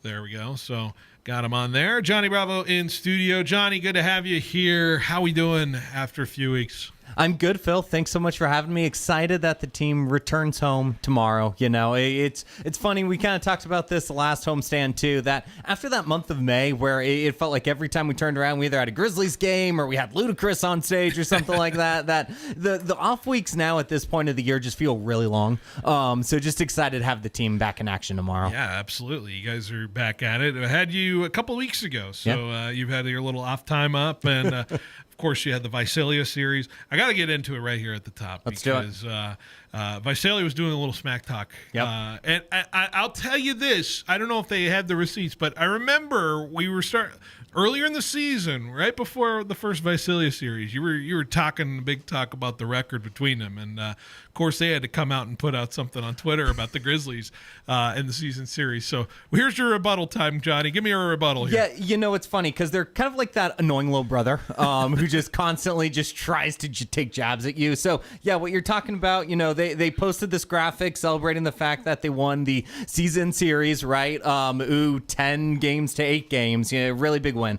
You know, meanwhile, we're 57-27 all time against them. So I know they're still trying to make this thing a rivalry, but I feel like they got a couple more seasons of catching up to do. And, you know, celebrating 10 to 8 wins isn't necessarily the way I would do it. But, you know, they've still got a little bit of room. We're 57-27 all time against them. We split the series this last series, which felt really good. And we're cruising, man. I mean, the second half of the season started on Friday, which, reminder for the listeners, the way single A works is you have the first half of the season champion, second half of the season champion, and then they both face off in the postseason. So, you know, starting off hot, 2-1, and just the team's really come together, man. The bats came alive a little bit.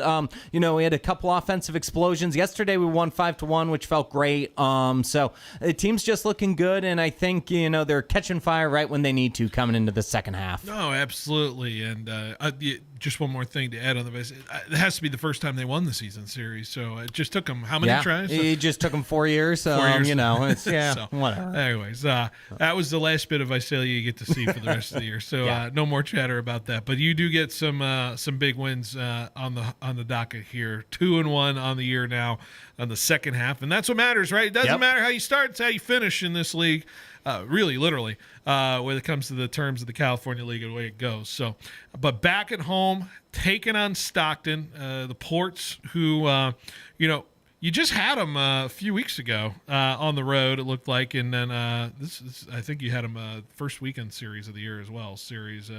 Am I crazy? No, there we go. Yeah, that was the first time since opening day. Yeah, this schedule is weird this year, right? Yeah. I mean, to think that we're just halfway done with the season, we're not seeing Visalia again. You know, the Ports, this is, like you had said, the first time since opening series. A lot of kind of weird oddities in the season schedule. I mean, even coming into these next few weeks, right? We got this 6-gamer opener against Stockton. We go on the road for the only road 3-game series of the year we have. Correct me if I'm wrong. You're looking at the schedule. You got two. Another one, the All-Star break. The Stockton one, Yeah, I knew there was another one in there. So, yeah, you got this weird 3-game road stand, which is Tuesday through Thursday against Modesto before we come home for 4th of July weekend, and then another 6-game after that. So, I was talking about how it felt like it's been a long time since the Grizzlies are home. Thankfully, we've got 15 of the next 18 games here at Chick-Chansey Park, so plenty of chances to come see our Grizzlies in downtown Fresno. A lot of Grizzlies baseball here in the downtown area for sure. So kicking off things with Stockton tomorrow, and that's a 6:50 start. Of course, that runs through basically all through the weekend except for Friday and Sunday. Yep. Well, let's talk about some of the promotion stuff coming up. Let's talk about Thursday first, because I think there's always the throwdown, the food truck throwdown. What a little theme here or there that you can divulge on Thursday's possibilities? Yeah, so this Thursday is Slice Supremacy. So we've got a little bit of a pizza throwdown coming up. So a couple different pizza trucks who are going to be throwing it down. We've had Basil Bloom earlier this year, who was with our May the Fork Be With You theme. So our kind of Star Wars theme.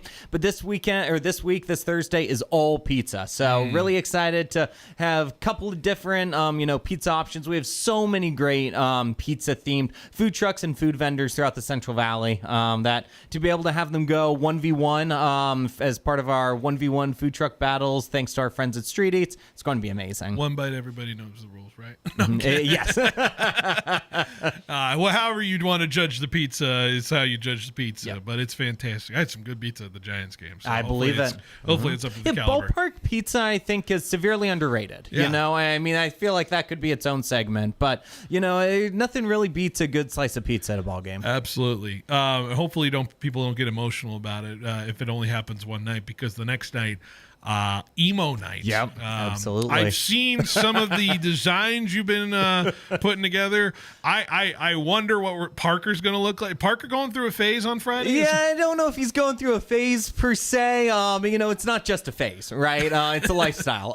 But no, we're going to have an entire game dedicated to emo music that evening. You never know what you're going to get to see. Know that our fireworks, right? Because every single Friday we have Friday night fireworks. This one upcoming, presented by Hotel Piccadilly. But our company who we work for, Pyro Spectaculars, always does an amazing job theming out the music of the shows to our theme of that night. So I'm already, really excited. Our entire front office is, really looking forward to what they're able to spin up. Like you mentioned, couple fun artistic interpretations, I guess you could say, of emo night floating around there. We got one that we posted, gosh, I guess that was yesterday or a couple days ago, of Parker, kind of in an emo getup. We've got one that I'm really excited about, which is the one you had a chance to see earlier, the My Chemical Romance flip, the Black Parade, the Red Parade flip. So excited for those. But, it's minor league baseball, right? We get to have a lot of fun. We get to, really tap into all sorts of different genres, all sorts of different demographics, and this is just a great way to do that. I'm assuming the Grizzlies are going to wear all black on that Friday. I am pushing really hard, dude. Our clubhouse manager and I have had a couple conversations about it. We think the guys might be in. The weather isn't going to be too hot. And yeah, man, we know they really like the black pants. They've had to wear them a couple times already this year. Those black and gold jerseys and then the black and gold hat, I think it'd look real nice. And it's just fitting, right? You have to wear them for emo night. Absolutely, of course. Can't wait for that. I think it should be a lot of fun. And maybe there's a costume contest, or not costume, maybe people, whatever they wear. Who is the most emo in the crowd? I wonder if we get to see that. Maybe you run a contest on that. I'm curious if you see the most emo person. These kind of theme nights are always, such a kick when you have fans come dressed out to the theme, right? And, that's always kind of my sense of, okay, what we did here definitely struck a chord with someone, right? If they're willing to go out of their way to dress up or dress the part for the theme night. There's been a couple of those throughout the year that have really just kind of stuck out as, okay, they understood the assignment. They knew what they were going for, especially when we did our Decades weekend a couple years ago where we had our 90s, 80s, 70s theme nights. And to see people come out dressed to those decades, it's just such a great feeling that, I feel like we'll see a little bit of that on Friday. Diversity and Inclusion Night is coming up Saturday. Good night for you guys. Tell me a little bit about what you guys want to target there with Diversity Inclusion Night, what that's all about. Yeah, we've got this amazing opportunity where we partner Diversity and Inclusion Night with our community outreach night presented by Chancey Gold Resort and Casino. And, this is our night to really highlight and spotlight the fact that everyone belongs at Chancey Park, right? Baseball is truly for everyone, and anyone can be a baseball fan. Everyone is a baseball fan. So that's your night to come out to the ballpark, enjoy that. We'll have dozens of local community booths on the concourse, so you can go ahead and learn about all the amazing organizations that are here in the Central Valley. Learn a little bit about all the great things we have in our community, and it really works twofold, right? Obviously, it's great for these organizations; they get to come out to the ball game, and celebrate what they do. But on our side of things, we love being a platform for our community to come out and learn more about those around them, right? We've got so many people here, over 500,000 people in Fresno, that if we have the opportunity to, even impact some of those lives as they get to learn about the different nonprofits or the different, benefit groups in our community, that's where Chancey Park can really shine. That's going to be awesome. Saturday, real good opportunity for everybody there. Coming up on Sunday, I just have two words written on this promo calendar. Bubble night? What are we looking at? Bubble night. Yeah, so again, minor league baseball's fun, right? And this is one of those kind of promotions that only a minor league baseball team could do, right? And it comes on the, doorstep of, you've got your Pickle Palooza night that we did a couple years. Yeah. We have our candy craze that we did earlier this year. So kind of in that same vein is Bubble Night. And it's just a celebration of bubbles, right? Who doesn't love, whether it's chewing gum, blowing bubbles, you Big League Chew and all that, or even have the bubbles that kids play with. We're giving away a few hundred little bubble wands to the first kids in attendance on Sunday, and just looking forward to wrapping up the week really nice. And of course, 5:05 first pitch. We've switched to those later first pitches since Father's Day, which means pregame catch on the field. It means fans are on the bases after the game and they get ice cream presented by Producer's Dairy, and it's a great family day out at the ballpark. Maybe some bubblegum ice cream or something. Ooh, man, yeah. There you go. You're onto something. I haven't had good bubblegum ice cream in a long time. I remember when I was a kid, I get the little chunks of bubblegum. You start progressively chewing on the bubblegum after you get the bubblegum ice cream. I think that's Bubble Night should be a lot of fun. I think I remember seeing some Grizzly hats for sale around Big League Chew. Absolutely. Which I was at a Giants game yesterday, and I saw a kid wearing a Yankees version of it. So is this kind of a big thing Big League Chew's getting involved with? And tell me a little bit about what it looks like with the Grizzly set. Yeah, that's one of the powers of us being part of minor league baseball and the conglomerate that is Major League Baseball, right? Is that you talk 5-10 years ago, the Fresno Grizzlies as an entity would have had a really hard time finding a partnership with Big League Chew, right? This multinational brand who's just so synonymous with, baseball and bubblegum and, growing up playing Little League and whatnot. So this is very much a more league-wide partnership that we have opted into with Big League Chew, with Major League Baseball, Minor League Baseball. And yeah, I mean, it's really fun whenever we're able to, see these huge companies take their unique spin on our logo. So we've got two really unique opportunities. We've got your original, which is kind of a flip on your typical pink, hat that you'd see. There's a little bit of orange in there, a little bit of blue as well,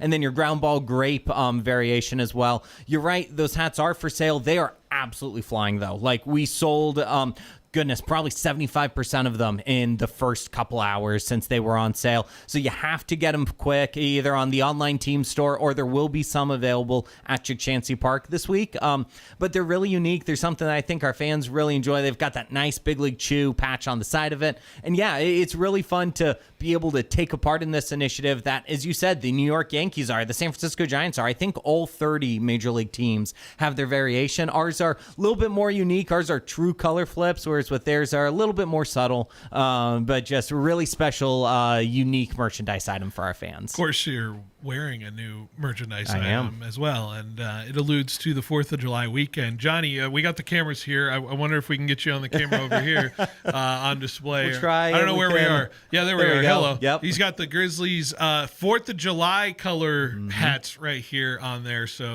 he's putting it on display. Johnny, tell us a little bit about this design. Got that boater string. That's the new hot thing. It's unique. I know. It's my first hat I've ever had with that kind of cord across the front. But yeah, these come out tomorrow. So these aren't aren't even on the shelves yet, but our special Stars and Stripes cap, I know a lot of fans collect these year after year after year. They're always a little unique, always a little different. This is another Major League and Minor League Baseball initiative, right, where you see a lot of cohesion between all the minor league teams, all the major league teams when it comes to these specialty caps. So we've got these on sale starting tomorrow. We'll have our adjustable caps on sale. We've got these really nice July 4th polos that we're rocking as well. The Junk brand headbands, which I know all the baseball players are wearing now. We've got not only 4th of July one of those, we've got a ton of them. We've got a Parker T. Bear one, which I think is the coolest one we have. But yeah, so this is it. Your 4th of July hat goes on sale tomorrow in the physical team store at Chick-Chansey Park. We've got a really limited run of these, so right now they're only available in the team store. There's a little bit left after 4th of July. Maybe we'll run them online, but we're not expecting to. For sure. Those are really popular. Last year's was real popular. Those I'm sure will go as well. Speaking of 4th of July, really popular. How is it looking? Are people are running out of time to buy some tickets for the 4th of July weekend? They are. It's crazy. It's just over a week and a half away, right? It truly is right around the corner. But we're just so excited. It's, the biggest weekend of the year for us, for sure. You've got 4th of July fireworks extravaganza on Friday. You've got all the food trucks that come with it, the special merch, just the good feel of being at the ballpark on Independence Day. And then the fun continues that next day, July 5th. We've got Healthcare Heroes and First Responders Appreciation Night. We're doing an encore fireworks show that evening because if you got a game on Friday, you got to have fireworks on Saturday as well, right? So we're really doing it up that weekend and just can't wait for everyone to come out. Like you said, time is running out to buy tickets. 4th of July historically always sells out. The Kodiak Club for the 4th of July, already gone. So you got to buy your tickets now because you're going to run out of time and you can't miss the 4th of July at Chick-Chansey Park. It really is a Central Valley tradition. We already got our tickets, so we're locked in. So we planned ahead. Yeah. Grizzlies baseball back on air this week as well. Thursday on 790, Saturday on 1430, and then Sunday on 790 as well. You can listen to Grizzlies baseball on air. Sounds like I'm going to get a couple interviews this week down at the ballpark. What I heard. Mm-hmm. So we're working on that, and I'm sure we'll get some good interview. Maybe a little lead up into Grizzlies baseball Thursday. We'll put it on there. But there's some fun players. We might be trying to interview a little hint. We might be trying to interview an LSU Tiger who maybe his former teammates have won a national championship. That's just pretty recently. cool. So that's pretty nice. We might be working on that as far as that's concerned. So, Johnny, how can people find what you guys do? What's the best place to get connected with the Grizzlies? Yeah, FresnoGrizzlies.com is always your one-stop shop, but find us on social media as well. We're on every popular channel. That's just at Fresno Grizzlies. We've started Grizzlies Rewinds on social media. Every morning, the day after a game, we'll put together, Tim Slack does an incredible job putting together a minute and a half, 2 minute, just a quick pitch, so to speak, of what happened the night before. So you're able to get your Grizzlies fix every single morning. But yeah, FresnoGrizzlies.com, at Fresno Grizzlies on social media, and we'll see you on there. Let me tell you before I go. I just had this pop in my head. What if you meet Visalia in the championship? It's crossed my mind, Phil. And then you guys end up actually taking this season series this year. It's crossed my mind. I'm not going to lie.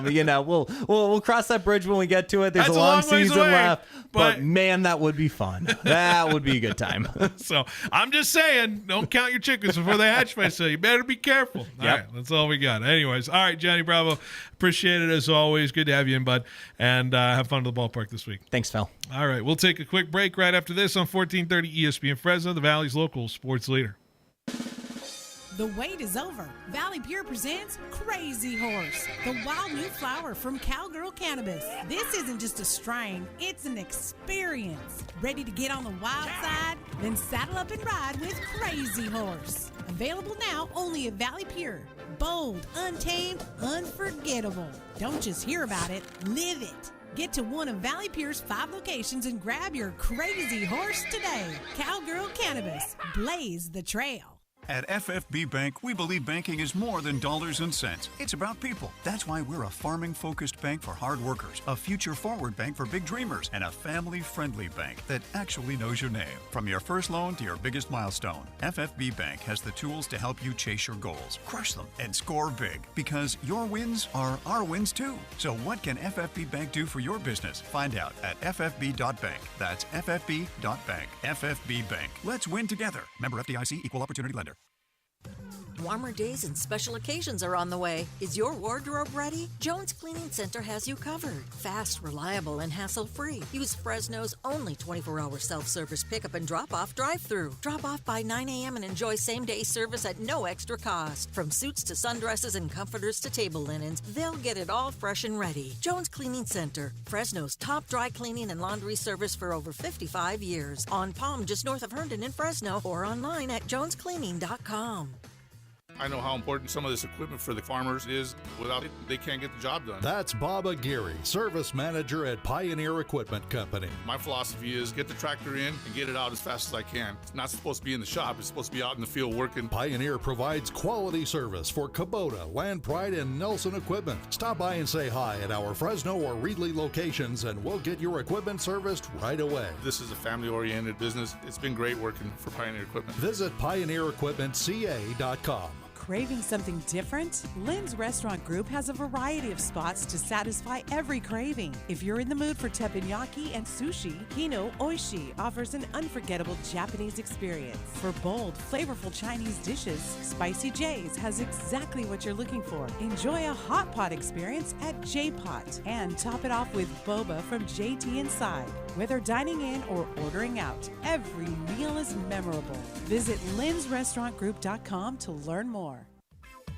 Need cash? If you've got a car, we've got the cash. Clausen Honda wants to buy your car. If it's running, we want your late model Toyota, Hyundai, Kia, Subaru, Acura, or Honda. Just call Clausen and ask for our VUP to schedule your appraisal appointment. In just 10 minutes, you'll get your cash value quote.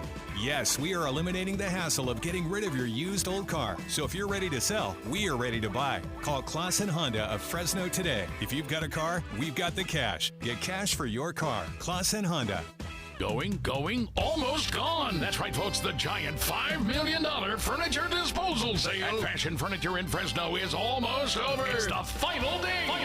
Your last chance to take advantage of these unbelievable deals. The prices return to normal in a matter of days. Extra sales help and parking will be made available to help with the crowd. It's a once-in-a-lifetime event. The final days of the giant $5 million furniture disposal sale at Fashion Furniture in Fresno. Don't dare miss it. It's summer. Time to enjoy long days, lazy nights, and great food. Because Uber Eats has deals all summer long. So, when hunger strikes, don't sweat it. Delicious deals are just a tap away on Uber Eats. Enjoy all your favorite grocery items delivered straight to you. Get ice cream, soda, and snacks from your favorite stores like Wegmans and CVS and make the most of every moment. Now that sounds like a good summer. Order now on Uber Eats. Terms apply. Product availability varies by region. See app for details.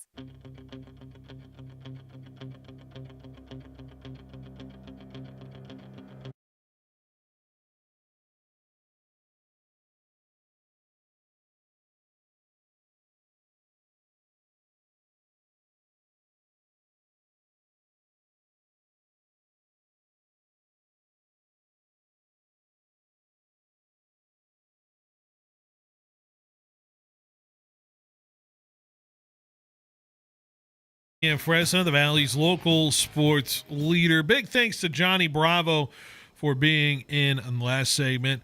Of course, Fresno Grizzlies baseball will return tomorrow, and it will return on our airwaves starting at 6:35 on Thursday on 790 between them and the Stockton Ports. And then on 14:30 on Saturday at 6:35 pregame with a 6:50 first pitch. And then Sunday on 790, 450 with a 505 first pitch. You can Stockton there. Excuse me. I might as well just give the schedule for the week because I have not given that yet. A lot to get to. Of course, tonight we don't have anything. If you want to listen to the flagship, go right ahead. The flagship has what you want as far as sports talk is concerned. No Giants, no A's, no nothing. No College World Series, no soccer, no NBA, no hockey, no nothing tonight. It's one of the deadest days. Whole bunch of air.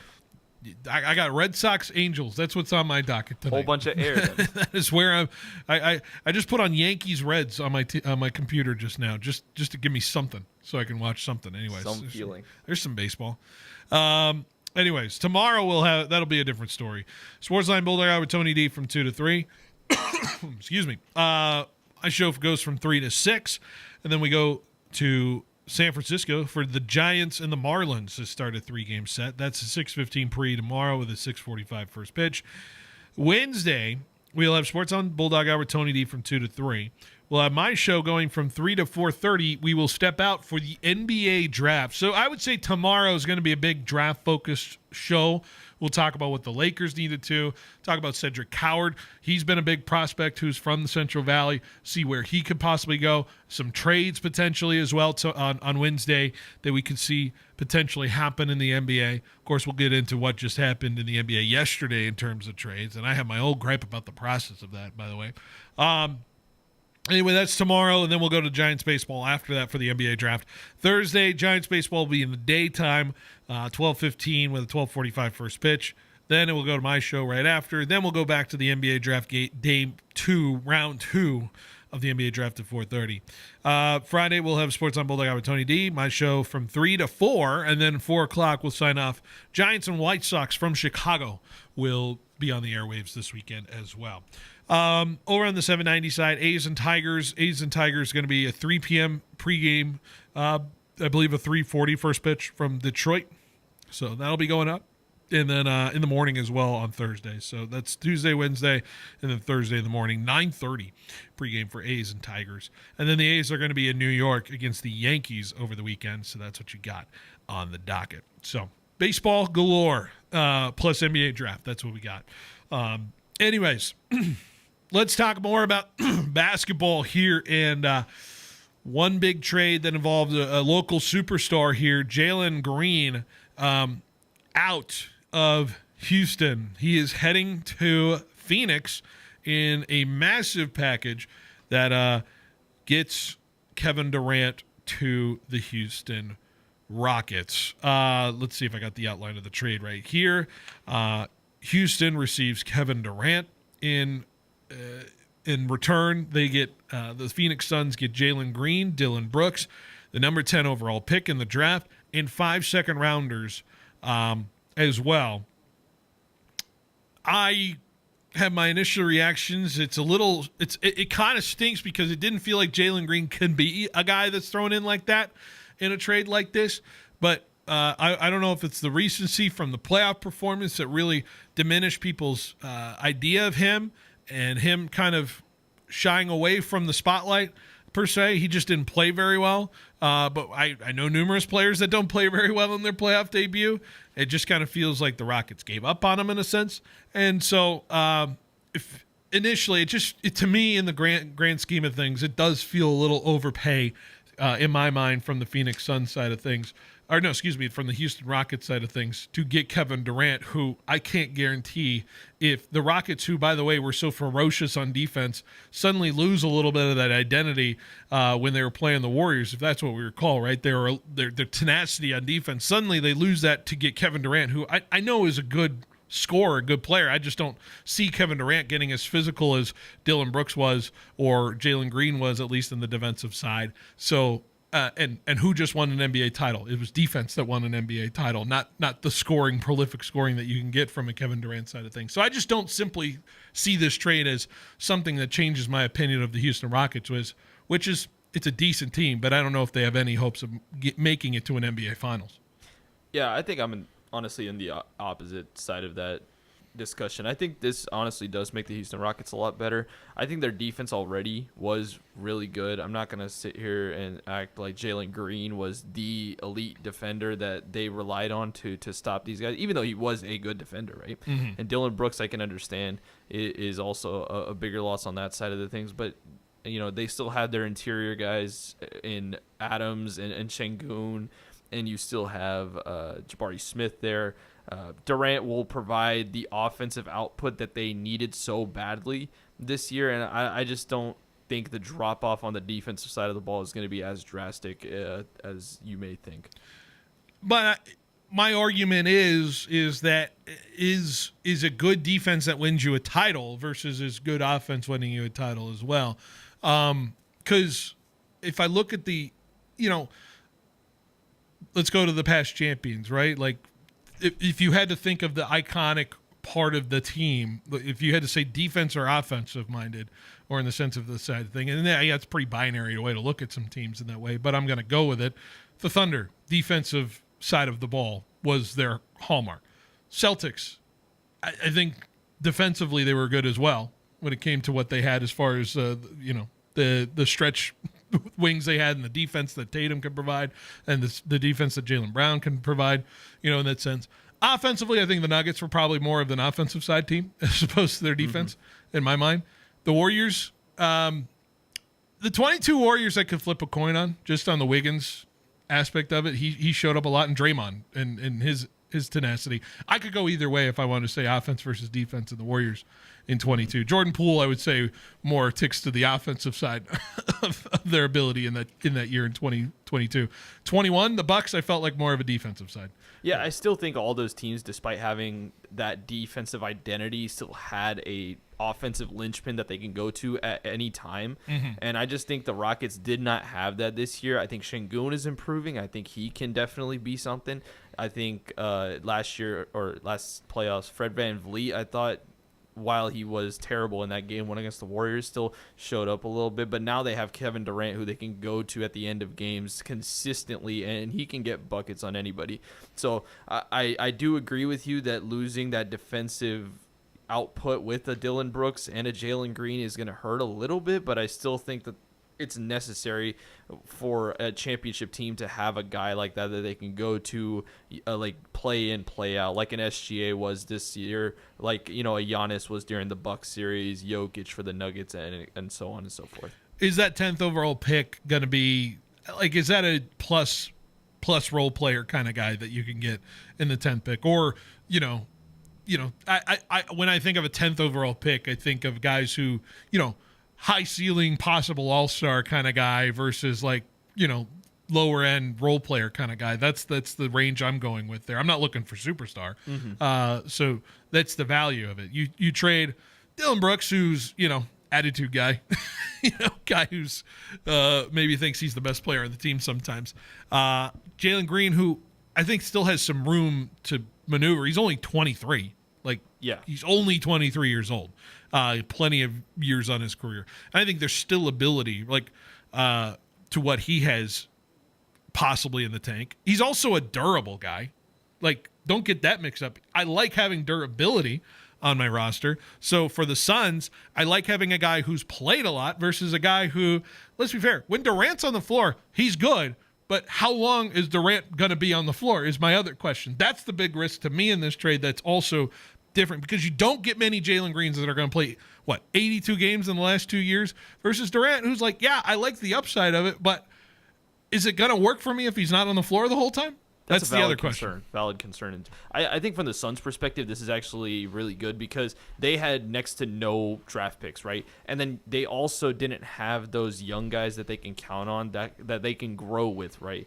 So I think Phoenix getting a number 10 overall pick, we've seen guys in that range play very well. Tyrese Halliburton was, I think, a 12th overall pick. So you can see guys, obviously the depth of an NBA draft isn't as good as an NFL draft, but I think the 5 second-round picks also gives the Suns some ability to just fill out the roster to what they need to do. I don't think it's going to make that much of a difference, but I think that the 10th overall pick is really good for them.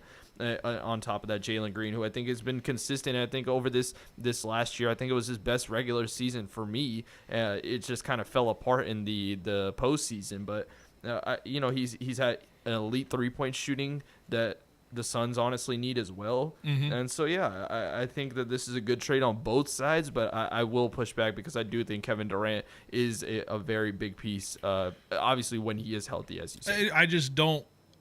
Maybe it's just me thinking. I just don't know about Kevin Durant anymore since the Achilles injury. That's just me, just being in my bias of Kevin Durant. I'm and ironic, the trade happens the same night Tyrese Halliburton tears his Achilles, the same player that tore his Achilles. You saw he was at Fanatics Fest? Yeah, I saw that. He appeared on stage. He was reacting to Crazy stuff, by the way, that all going down.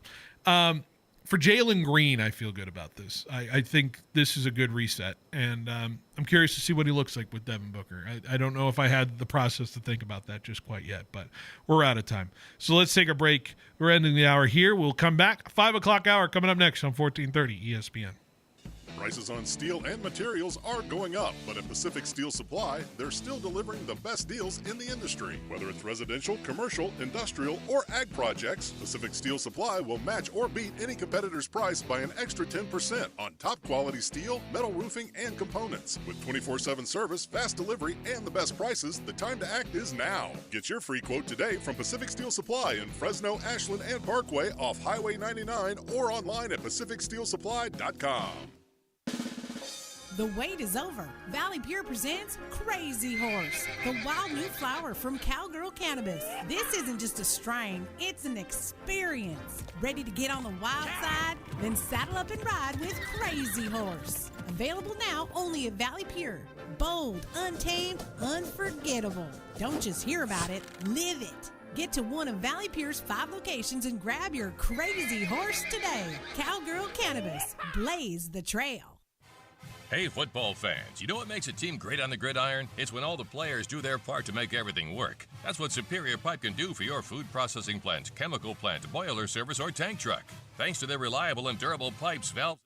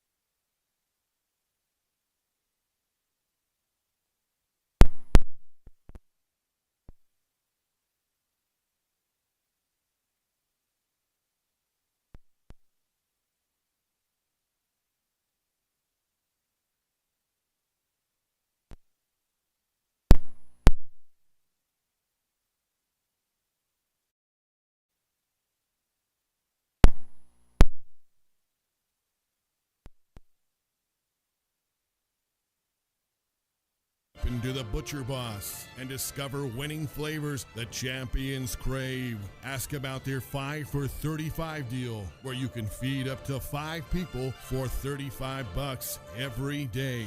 Located right off the 41 north of Avenue 11, stop by the Butcher Boss today and become the boss of your barbecue. The wait is over. Valley Pure presents Crazy Horse, the wild new flower from Cowgirl Cannabis. This isn't just a strain, it's an experience. Ready to get on the wild side? Then saddle up and ride with Crazy Horse. Available now only at Valley Pure.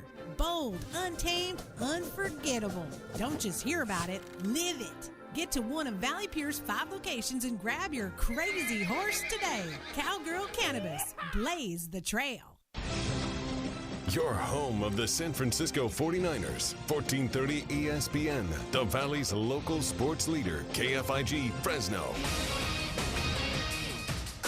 I'm Nick DeLuca. The Thunder taking in an NBA title. Oklahoma City winning their first championship in franchise history last night. Difficult night for Indiana, made worse by Tyrese Halliburton's injury. Pacers star suffered a torn Achilles, confirmed by tests today. likely to miss the 2025-26 season. Team did not announce a timeline for return. Pacers falling to the third best odds to win the Eastern Conference next season on ESPN Bet.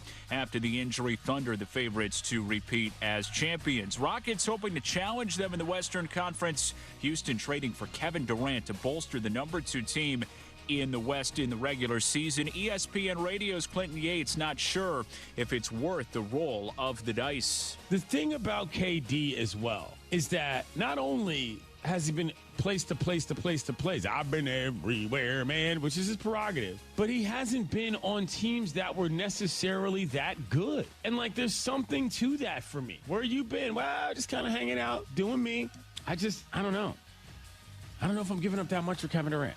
Yates on Clinton and Friends. Elsewhere in the NBA, Chris Middleton picking up his $33 million player option for next year with the Wizards. 3-time All-Star was traded to Washington at the deadline, played in just 37 games last year. Major League Baseball, Mets and Braves in Queens. New York dropping 2-3 to the Phillies. Now a game back in the NL East. Trail 3-0 Atlanta on top. Ronald Acuna Jr. with his 9th home run of the year. What's up, kiddos? Clinton Yates here. Coming up on Tuesday, we're entering our summer programming era, and we'll head out to the Diamond and much, much more. That's Tuesday on Clinton and Friends at 10 a.m. Eastern on ESPN Radio and the ESPN app.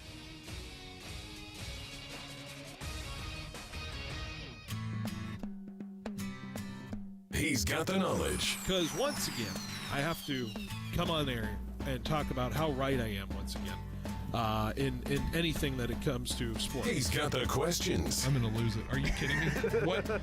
What are we doing here? He's got the guests. 20th head coach in Fresno State history here, man. Is it hard to believe sometimes still the 20th head coach here in program history? It's all moved really quickly here over the course of the last 5-6 weeks. But super excited to be here. Phil Benotti is the voice for the Central Valley sports leader. Behind the Bench starts now. Brought to you by Helena Agri.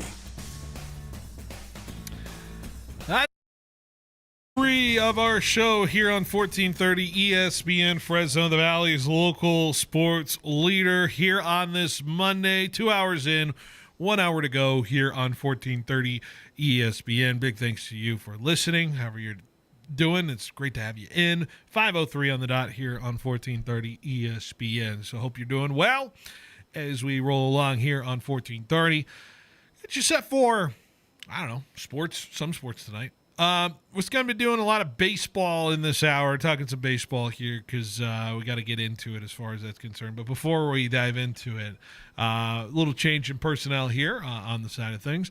We've got Julia now behind the main producing deck as well. Julia, ready to have more power in the show here, taking over the Tanvir spot. How are you feeling? Are you ready for this hour here? I think I'm ready, but if something goes terribly wrong, I'm just gonna say I'm sorry in advance. Okay, all right. Apology accepted. No, I'm kidding. We also got on the video side, it's not her behind the bench debut. She for those who listen to the show, she's been on before, but I'll keep that with the real true fans if they can figure out when they last heard her. We got Amara here on for the video side. Amara, say hi to the people. What's up, everybody? I'm excited to be here. Excited to have you, and she'll be running some of the video side of things. So she's been doing it for the last bit of the show here. So looking great here on the TV side or YouTube side. If you want to watch us here, we're on the YouTube channel, ESPN Fresno. Go ahead, subscribe, like our videos, get it all that great stuff that people say to get the numbers up. But if you want to follow along what we do, watch the show here in the studio. ESPN Fresno is where you go for the YouTube side. We're also live on Facebook. We're also live on Twitch.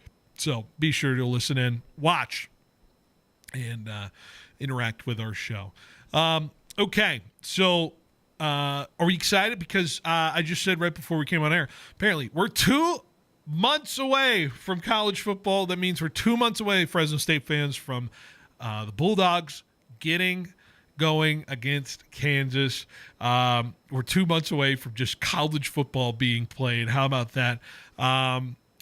Julia, I know you're a big college football fan. What comes to mind when you hear 2 months away? Yeah, I mean, I just get so excited. I think it's the best time of the year. You think of like fall, college game day on in the mornings. It's truly, truly the best time of the year. Absolutely. Amara, you big college football? You ready for some college football? Or? Yeah, I'm a huge college football fan. Go Longhorns for sure. Oh, Texas. I would love to see them win another national championship. Okay. All right. So we got to make sure we separate you two because Arizona State versus Texas, I think that's a little sensitive from the last few years. I'm amazed you're not fighting yet already with each other. Yeah, I mean, it was targeting. I'm just going to throw that out there, but... Can't help if my team's just that good. Hey, your team. Who knows what they can look like this year? It should be a lot of fun watching them go. All right, but we're not going to get into college football just quite yet. We'll save that for a little bit later. But Fresno State fans, 2 months away from watching your Bulldogs play the Kansas Jayhawks. Cannot wait. All right, we got a 5 at 5 here. Julia, you did a list for this edition of 5 at 5. You created your own version, right? Yes, I did. Okay, so the 5 at 5 today, and we're doing it because I don't believe I'll have another time to do this before the exact halfway point of the Giants season. The Giants play their 81st game this Thursday against the Marlins. So when they finish that game against the Marlins, they'll be at the exact halfway point of their season. And what I like to do right now is go over the highlights of the last 81 games or so. Right now we're at 78. So we're calling this the best 5 games of the first half of the Giants season so far. So that is what the 5 at 5 is for today. But first, let's roll the intro. It's time now for Phil's 5 at 5. That's right. So how I did this, and Julia, we had our own process in doing this. I created a short list. I wrote down like games that I just went through the calendar, and I wrote down a short list, and I can have fun going over the short list. But and then I just kind of went off of that. How did you go about picking your 5? I mean, I started my last 4 and 5 slots are very recent games, and maybe it's just because it's fresh on my mind, but they were just so interesting to watch. And then I kind of went back and looked at some of the other games and saw what I thought were my favorites to watch. There's a lot of contenders, in here for sure. Interestingly enough, I only have games from June and I have games from April. I don't have any from March or May. So wonder what that says about everything. May was a little bit of a lull for the Giants, but there were some good gems in here. So we'll go into it. But let's start with number 5. And I'm going to go with Saturday, June 7th, the Giants taking on the Atlanta Braves, down to 2-1 in the bottom of the ninth, 2 outs, runner on. Kind of feels like the end of this one. The Giants are going to lose in a heartbreaking fashion after putting so much momentum going into beating the Padres, beating the Braves. Felt like they were going to break the slump, but suddenly they're down 2-1 to this Braves team. And just like that, with a runner on, one swing of the bat, Matt Chapman walks it off for a 2-run homer into the left field bleachers. Giants win 3-2 in a walk-off fashion. Logan Webb, stellar start, 10 strikeouts. Felt like the Giants were going to kind of waste it with Logan Webb pitching so well. But I remember the swing of the bat from Chapman. I remember sitting in my house, and I just saw it happen on my TV. Now, I couldn't believe I had it on silent because I think I was watching – I don't know if I was watching golf. I don't know what I was doing, but I remember seeing it happen. I was like, oh, my gosh. I couldn't believe it. I could not believe Matt Chapman hit that home run. And unfortunately, the next day, Chapman then hurts his hand, and he hasn't been back since. But that's number 5 for me, Chapman's walk-off. Yeah, I mean, I love that pick. Chapman and, I mean, all these guys, they've done such a good job, especially this season with comebacks. And so I feel like there's so many different games that you could have chose from that are around that same realm. My number 5 is going to be the Red Sox game from yesterday, the 9-5 win, just because, I mean, it was so interesting with the 6 home runs. You know, you had 4 errors and then 4 lead changes. I mean, they just really – it was a crazy game, and they still somehow came out on top. Yeah, you just want to rub it in, right? No, I'm kidding. I was there. It was a wild game. Let me tell you, the energy in the ballpark was swinging. The Red Sox hit a few home runs off Robbie Ray. Suddenly, Robbie Ray's human. So he was giving up a few home runs. But then the Giants hit back-to-back. Casey Schmidt with maybe the hardest hit ball I've ever seen. I don't think it ever, crested up above the field. It just, somehow got over the left field fence just in the blink of an eye. And then, of course, Yaz hits one into the bay. I swear, I'm telling you this right now, it is a verifiable fact. Every time I go to a Giants game, Mike Yastrzemski homers. I don't know what it is. Every time I go. I love him. He's just so fun to watch. You want to know? I could have gone to any random game, and Yastrzemski hadn't hit a home run since April, end of April. And that's the first game he homers is the one I'm at. You're just his lucky charm. I am. So, Mike Yastrzemski, if you're listening, fly me back out to San Francisco this week. Maybe I can give you some more homers. All right, let's get to number 4. Number 4. My next entry was just a few days after the Chapman walk-off. I'm going to Colorado, where the Giants, who are taking on the Rockies, and it's just one of those frustrating games because the Giants are sitting there 2-2, down 3-2 after a little bit, and they weren't kind of melding together in this game. It wasn't really looking great for them, even despite a really good start. I'm trying to look up where the box score is. I'm trying to recall who was starting for the Giants. Yeah, it was Kyle Harrison. He was pitching well. One of the last few starts for Kyle Harrison for this Giants team. So the Giants come in, and then down 3-2 in the bottom of the 8th. Spencer Bivens gives up a couple, and you're just like, great, really? The Giants are going to lose 5-2 to the Rockies? Cue the comeback, 4-run score in the top of the 9th for the Giants to end up winning this ball game. And even then, in the bottom of the 9th, Camilo Doval with a tightrope walk and save gives up. He was up one run, gives up 2 hits, 1 walk, still walked the tightrope, and got the Giants the victory to set the series right against Colorado. I remember looking at some Rocky fan Twitter accounts, and they were so mad after that game. So 6-5, Giants win on June 10th. That's my number 4, road comeback against the Rockies. I think that's a great pick. I mean, that was just an insane game. I remember sitting with my dad, and you think, okay, I think we did it, and then it's like, oh no, it can't be that easy, especially with the Giants. For my number 4, I have the other Red Sox game on Saturday. I mean, Rafael Devers going oppo, his first home run as a Giant. It's cinema. I feel like I could not include it. So that would be my number 4. I'll talk a little bit more about that because it's making my list a little bit later, but I have it up a little higher. Let's go to number 3. I wonder if I can pull up the sound real quick because I want to play it on our on our airwaves. So let me see if I can get it because I think people are going to know what I'm talking about here when it comes to the ending of this because unbelievable. Why don't I just play the ending of the song or of the game I'm talking about so people can understand what I'm talking about because this is number 3 for me.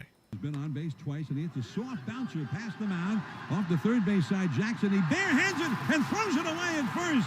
It goes right on by Berger and down the right field line.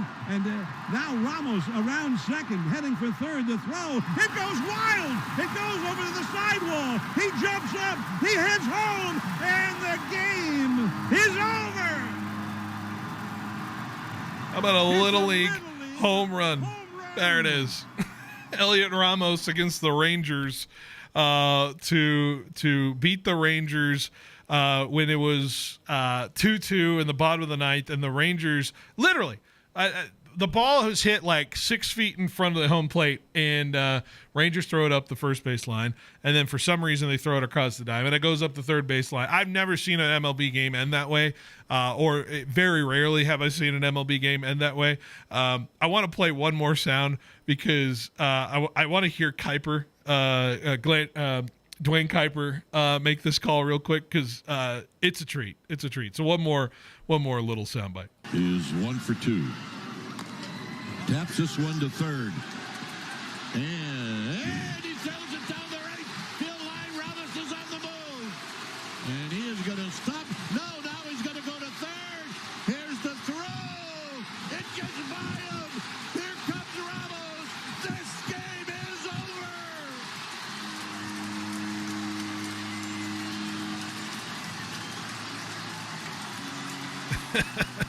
I just love it when we get that cadence, that level of Dwayne Kuiper in the voice. So yes, Elliot Ramos's walk-off, Little League walk-off, that's my number 3. It's my favorite walk-off of the year, outside of another one.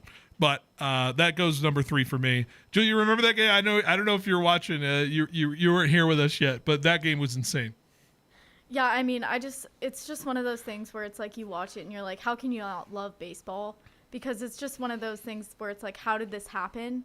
But it's so incredible to watch, and like, it was just so exciting. That's definitely a good pick at number 3. Before you go to your number 3, I want to ask you real with the gallery, because Julia and Amara, have you ever won on a walk-off, like Little League, like the team you're playing just threw the ball around, and like, how did this happen?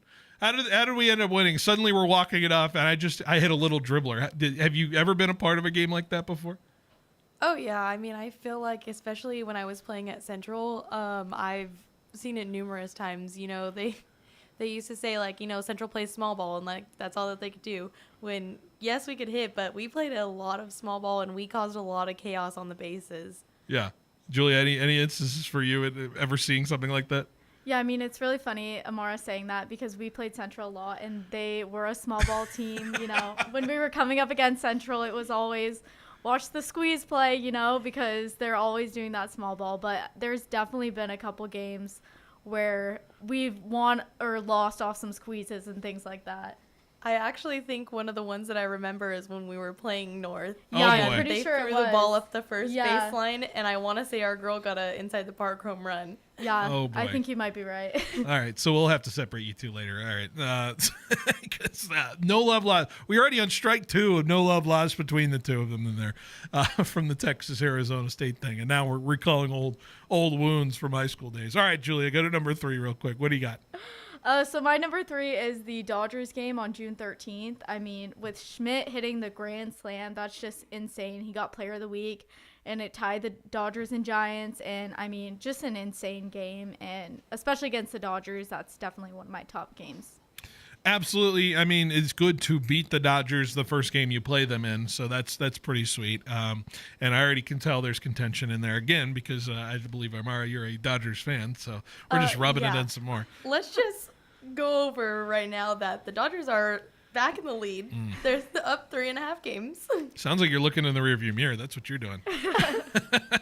So anyways, hey, I'm defending the Giants. We're a Giants station. I'm going to defend the Giants. So that's where we're at. Anyways, before we get into more fights, let's go to number 2. Number 2.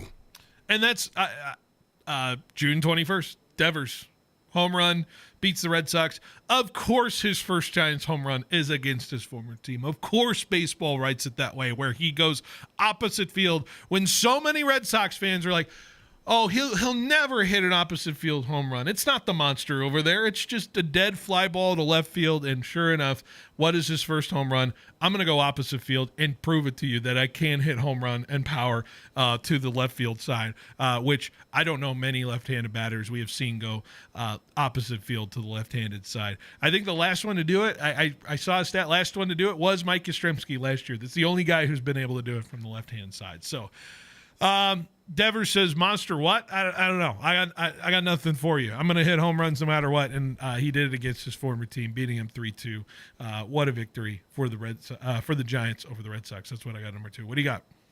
Yeah, I mean, for my number 2, I have the Giants at the Cubs with that 9-run inning in the 11th. I mean, what a game. Just insane. I believe that broke the franchise record for most innings. Or most runs in an inning. Yeah. So, I mean, just crazy. Most runs scored in a game this year, I believe, for the Giants. I'm going to the box score because it's just silly. It's just a silly game. The Giants were up.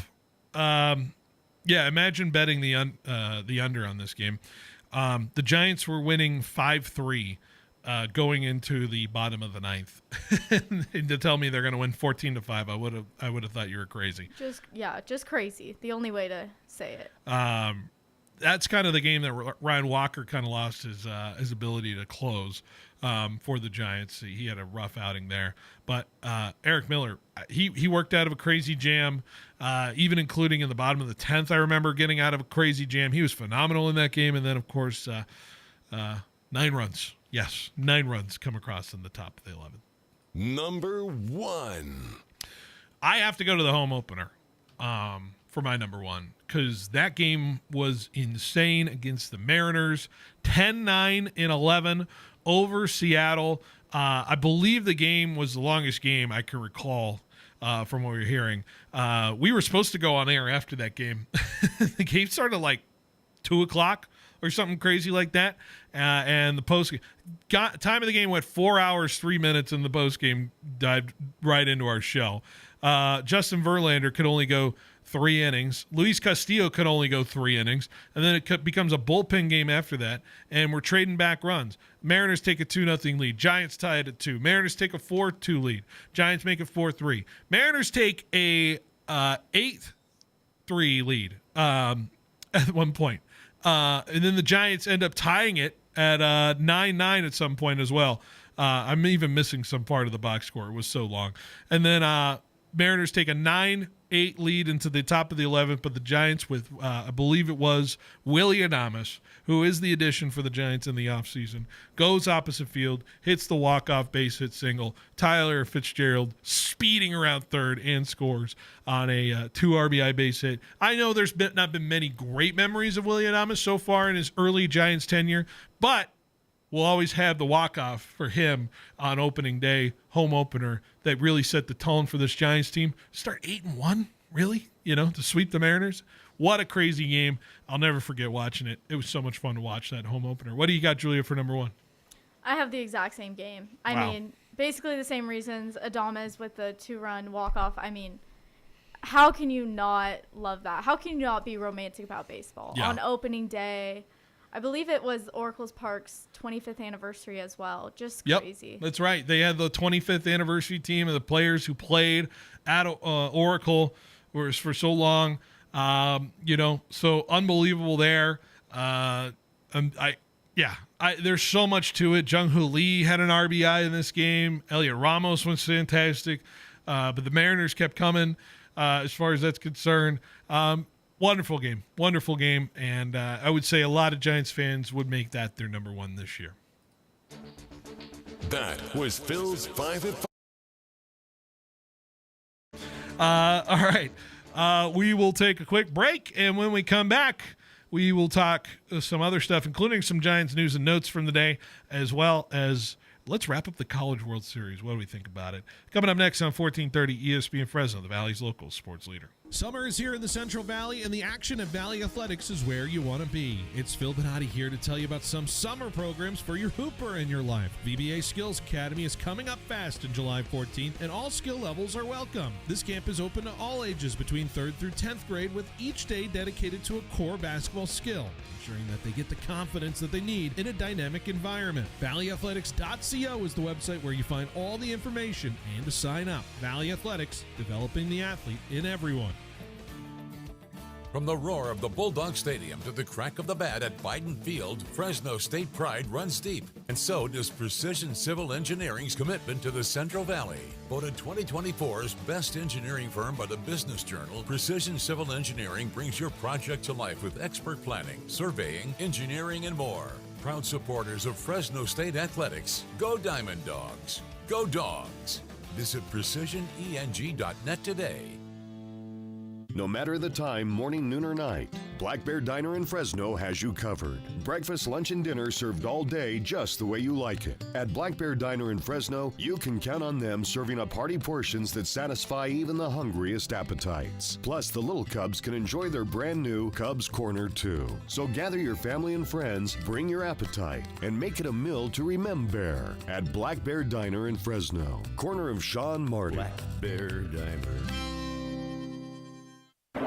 Whoever it was that said rainy days are followed by rainbows and pots of gold definitely wasn't in the raisin business. Rain in the wrong place at the wrong time can be a disaster, a crop disaster, and a financial disaster. In short, it can mean there's no payday for all of your labor. Fortunately, it doesn't have to be that way. The solution? Crop insurance for raisins. Bowman & Associates, your local crop insurance specialist, has been writing raisin crop insurance for over 40 years. Bowman & Associates is one of the largest crop insurance agencies in the state and the nation. Call Roger, Kent, or Quinn Bowman today and let them design a policy customized to suit your individual growing needs. Time is running out to purchase Raisin Insurance. With the unstable weather patterns and the current low premium rates, now is the time to call Bowman & Associates at 499-2020. That's 499-2020. Bowman & Associates, the crop insurance specialist. License number OF64178.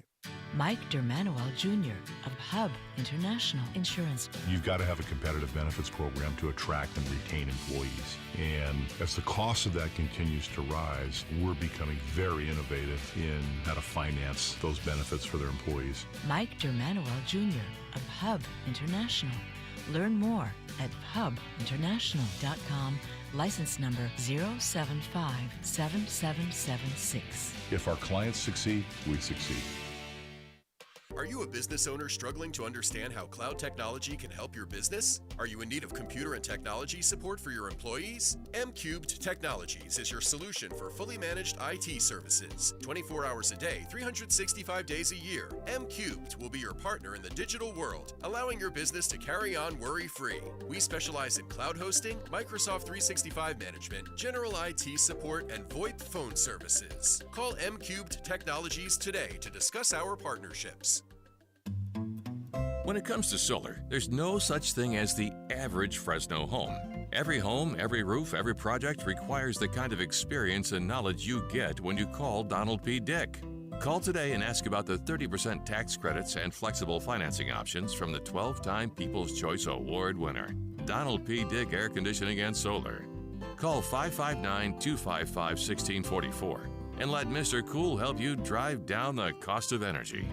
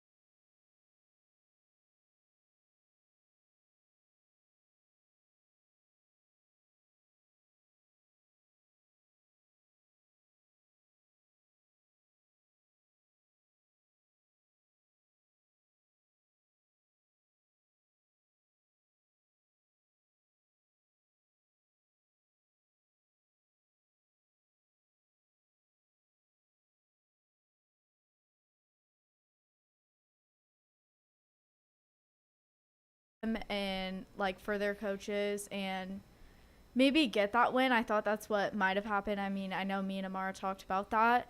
And so I do think that they were a little bit screwed in that situation, but also I feel like they still had kind of a fair chance.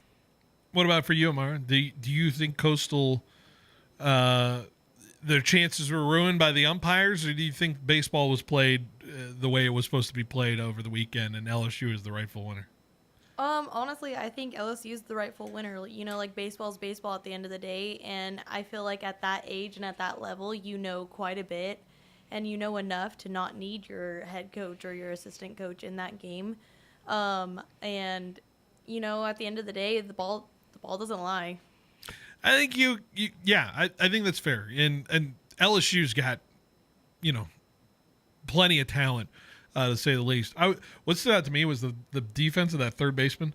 What was his name? Anybody got his name real quick off the top of my head? The third baseman that's plays for LSU. I wish I could know his name. But he stood out to me as one of the names for sure. The guy who pitched on Saturday, who had the complete game, the lefty as well. Gosh, I have some names in front of me, but nothing is helping here as far as that's concerned on the ESPN side of things. Yeah, we got Cade Anderson delivered that complete game shutout. Yeah, he was phenomenal from the left-handed side. It amazes me how many pitches we see out of the college baseball side of things. Like, guys are just going 125, 130 in pitch count, and in baseball we're afraid to approach 90 pitches.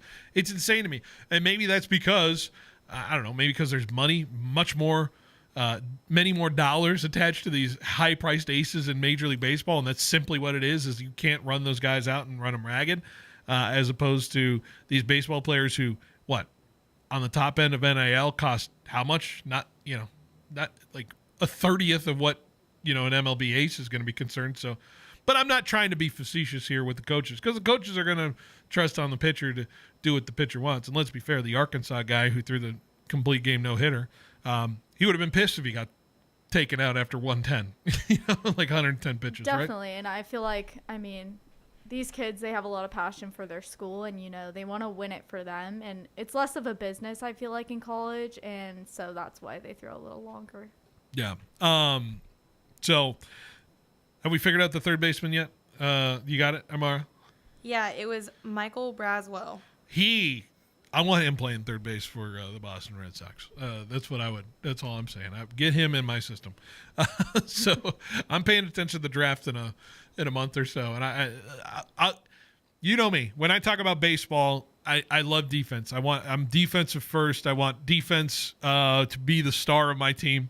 And man, he was making some plays. There was like a little drag bunt that happened at the tail end of the game, and he just came in. I think he ended up having the third baseman, he came on all the way in, and he had a foot on like where the dirt is, where the home plate, and he was still throwing off kilter and still got the throw on the first.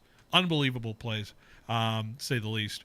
LSU, it's a force, and it keeps SEC in the dominance here as well, winning the College World Series, which now we have 6 in a row in the same conference, longest streak by a single conference in men's College World Series history. Is this a bad thing for college baseball to see so much talent concentrated to the SEC, or do you think it's coincidence that we are seeing it here as well? I don't know. Certainly a question to ask, but let's be fair. You get to say the same thing when baseball was becoming prominent. The Pac-12, Pac-8, whatever it was, Pac-10.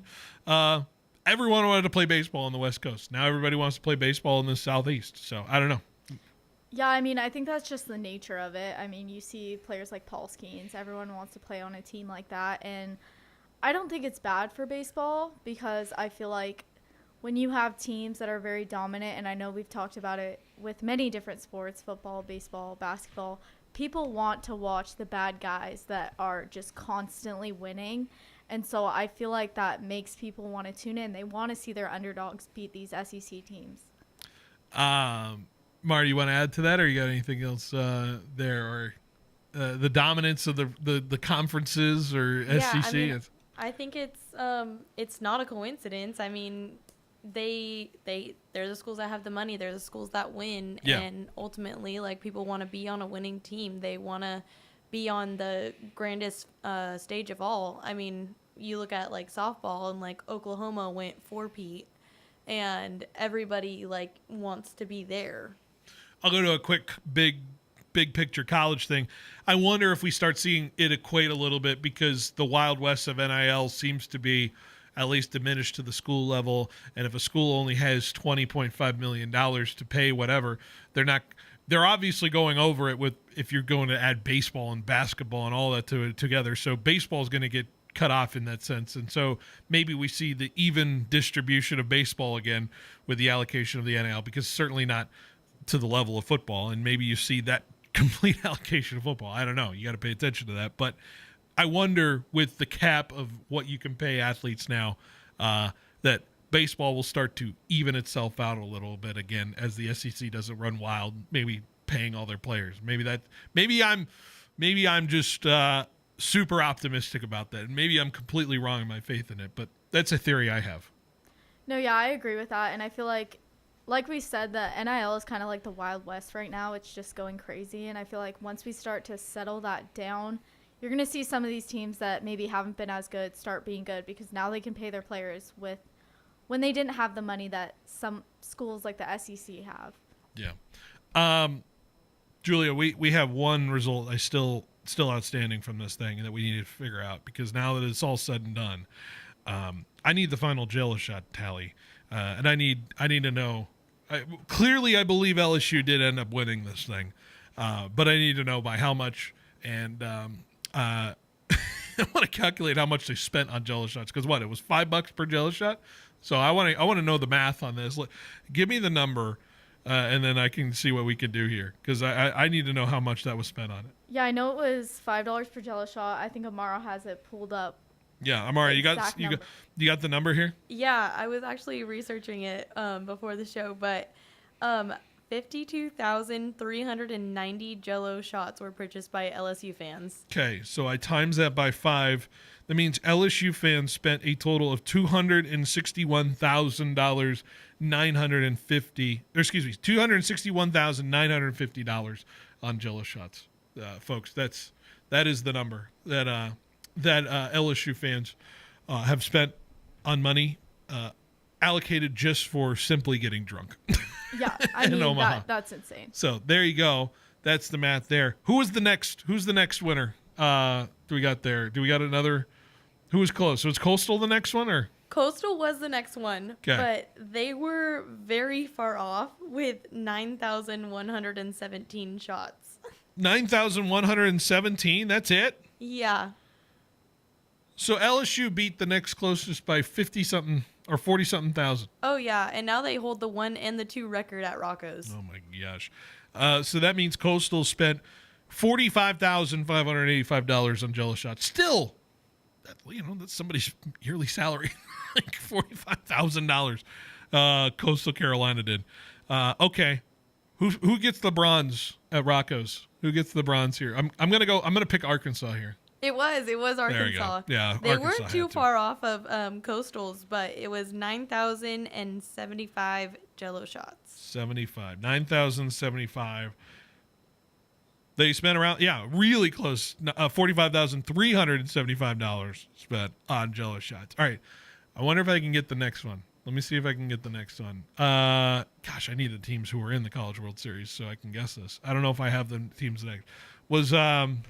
Who do we have left of the 5 teams that are still in there? Do you have the names of the list on there or no?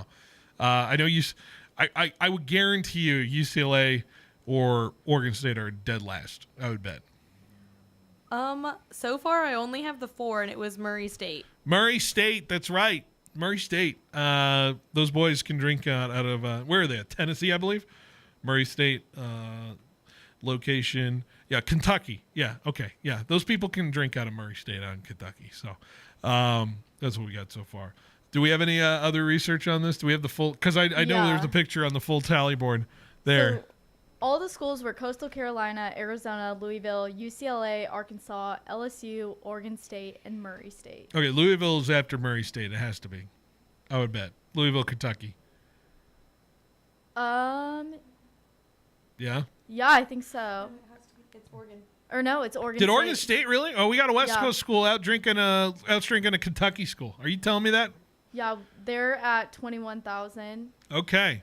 2,100. 2,100. Yeah. And then Louisville is only at about 2,000. Okay, Louisville had a bad time. And then I'm assuming it goes then Arizona and then UCLA. Yes, that is correct. Yeah. Our West Coast people are probably drinking vodka sodas or something. I don't know. That's what they were doing. Not that I would know. All right. Anyways. Okay. Jello Shot meter is done. Congrats to LSU. You are the champ in drinking and playing baseball. What a combo. All right. Why don't we hit a break now? We'll wrap up with some news and notes and give you out the schedule here left on 1430 ESPN Fresno, the Valley's local sports leader.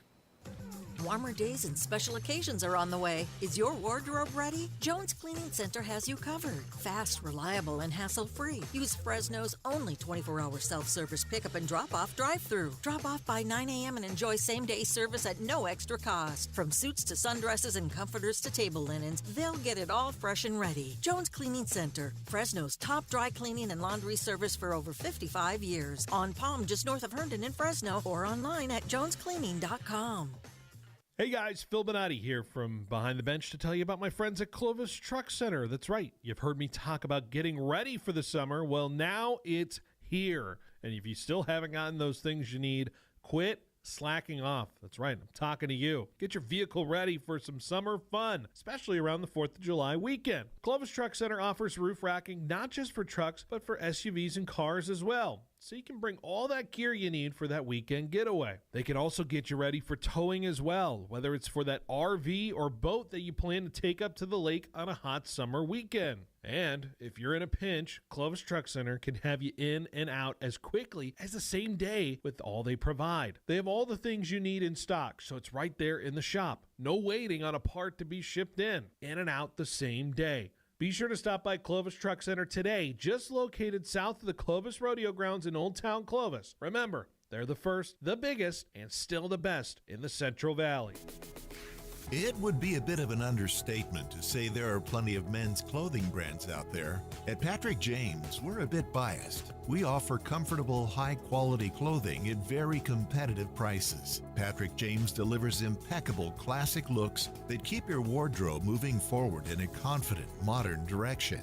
See for yourself online or come into our store on 780 West Shaw to find the style and brands you're looking for at Patrick James. Sports fans, whether you're gearing up for your next adventure or simply searching for the perfect ride, Ed Dina's Auto Center has you covered. Now, let's hear from the 2018 Mountain West champion, Marcus McMarion.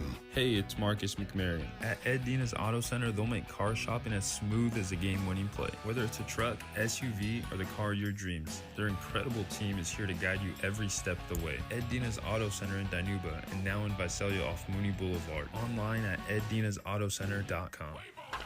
It's crunch time, and KFC's got the winning play. Right now, grab a 10-piece bucket of the Colonel's hot, crispy fried chicken, thighs, and drumsticks for just $15.99. And if you're planning on feeding the whole team, make it a meal with sides and biscuits for just $10 more. That's big-time flavor without blowing the budget. So, whether you're watching the big game or feeding your starting lineup, this bucket brings home the W. No errors, no drops, just finger-looking good chicken from KFC, where every bite is a game changer.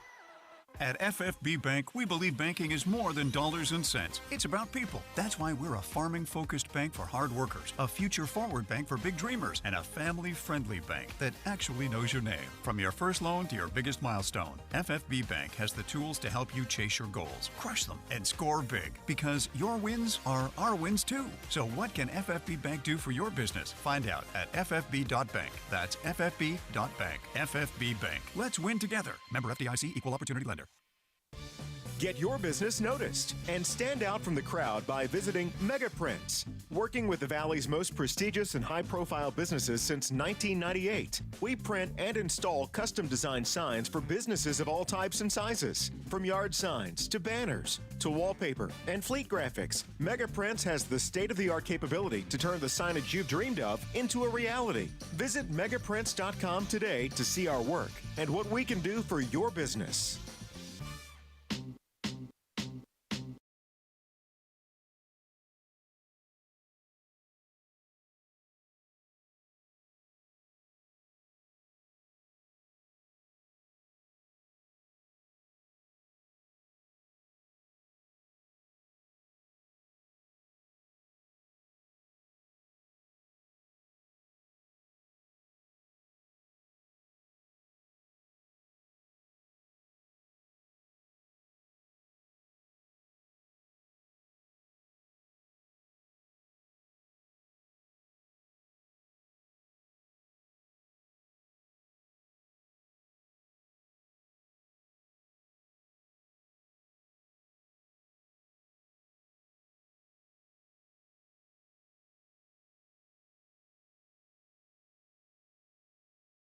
idea of what to look for later this week.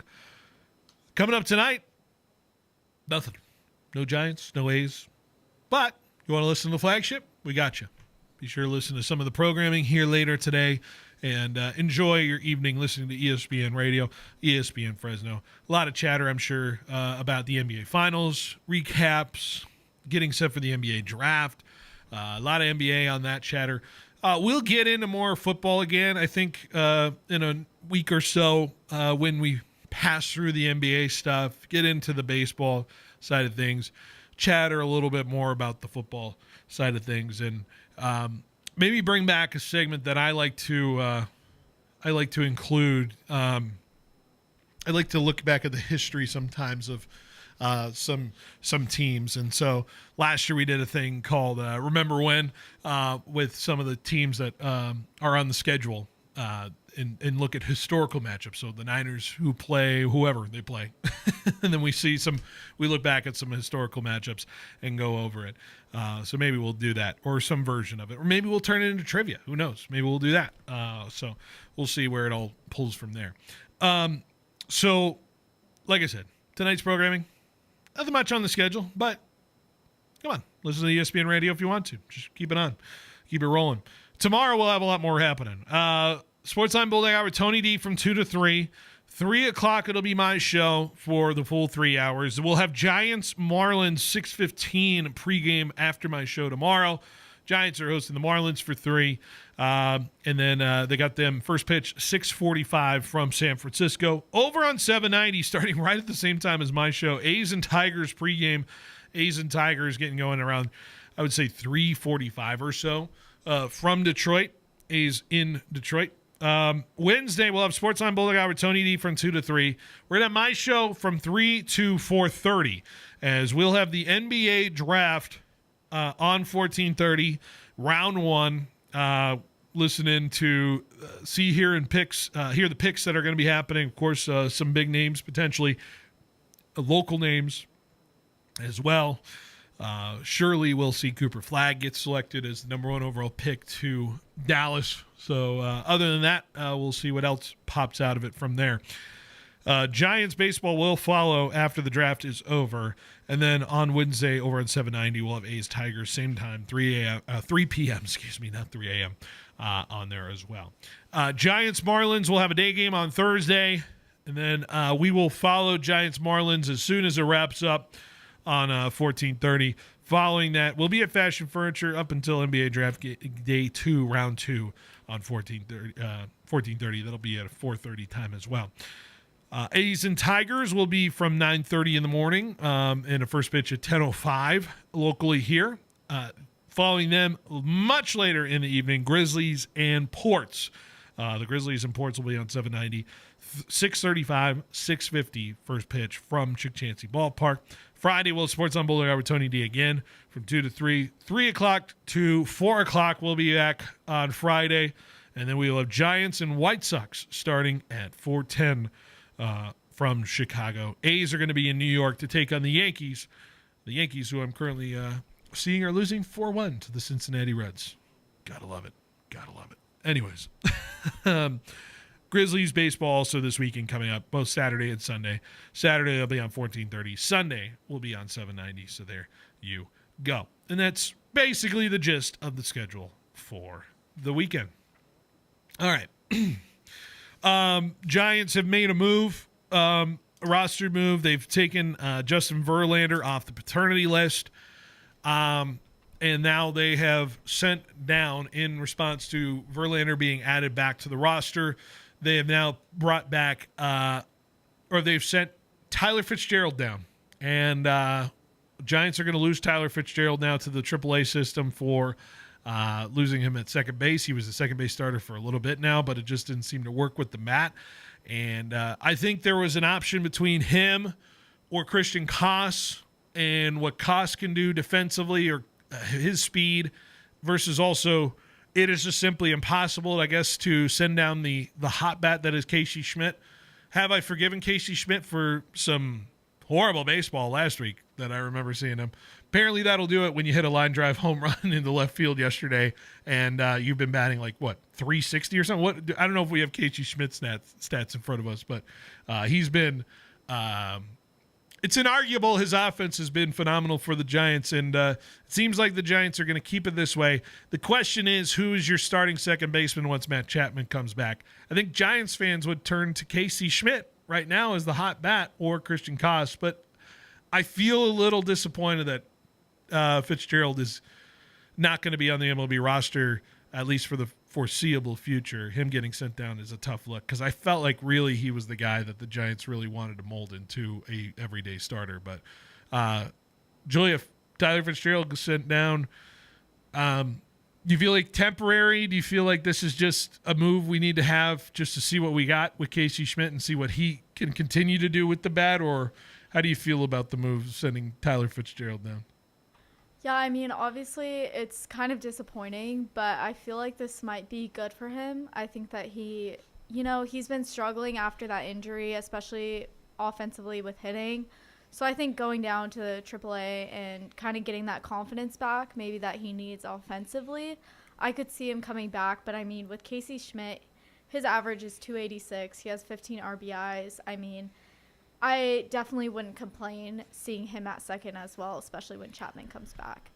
I don't know if his normal position is third. I think he's just kind of a stopgap until Chapman becomes available, which Matt Chapman will return, I believe, for the 4th of July weekend. That's his slated time. So it's tough because Fitzgerald, he laid down as good of what I don't know if it was a suicide squeeze or it was real close to a safety squeeze / suicide squeeze yesterday to tie the game.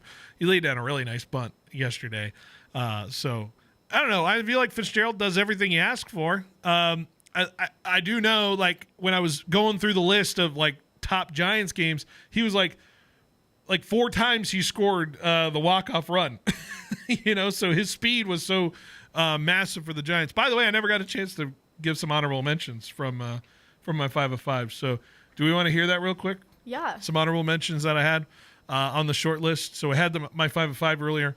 How about opening day? Literally opening day against the Reds when Wilmer hit that go-ahead 3-run homer to win over the Reds 6-3. I just love Wilmer. I mean, his bat's incredible.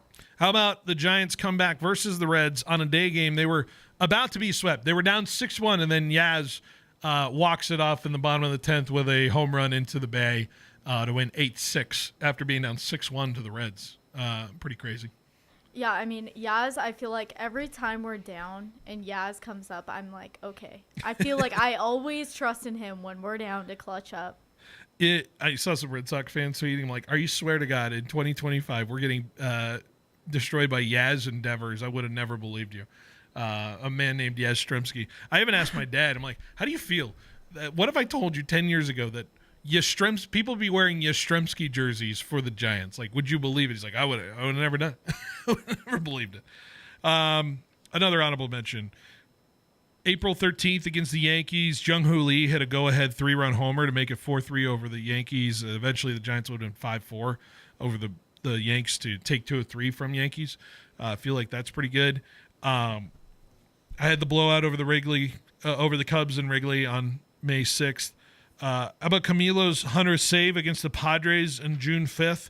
That was a big hold on for them for some season momentum.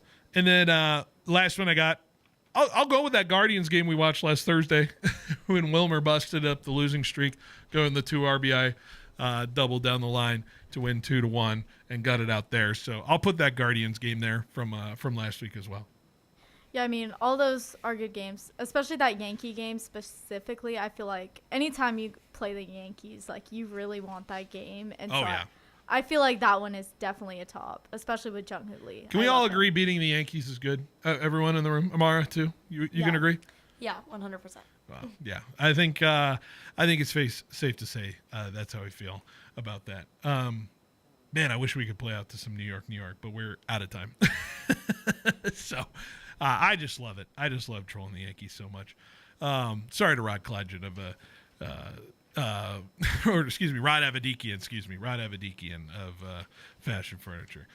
Noted Yankees fan. All right. What are we watching tonight? I'm going to be watching my Red Sox. Other people are going to be watching some other stuff. Enjoy a night off from sports. We'll be back at it tomorrow to talk about all kinds of different stuff. So, till then, Julia, Amara, thank you. Great job. And we will see you tomorrow, 3 o'clock, for another edition of Behind the Bench. Is a cracked screen or dying battery putting the brakes on your day? Swing by Self-Fix for lightning-fast phone repairs. Our expert techs are wizards with all major brands, guaranteeing your device is back in action.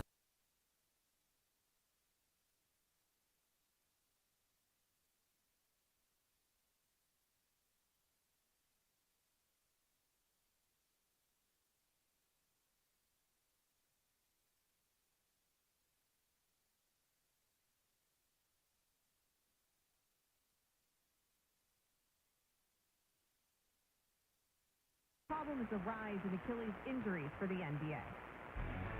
What's up, kiddos? Clayton Yates here. Coming up on Tuesday, we're entering our summer programming era, and we'll head out to the Diamond and much, much more. That's Tuesday on Clayton and Friends at 10 a.m. Eastern on ESPN Radio and the ESPN app.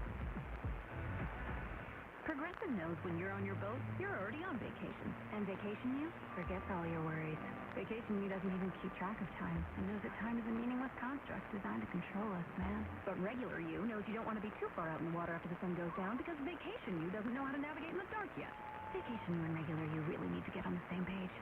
So bundle your boat with your home or auto policy and earn an automatic discount from Progressive. And spend the savings on the both of you. Progressive Casualty Insurance Company affiliates and other insurers. Not available in all states or situations. Get in the zone, AutoZone. Jane has 150,000 miles on her truck. And she's proud of that. Jane's secret? AutoZone, where friendly AutoZone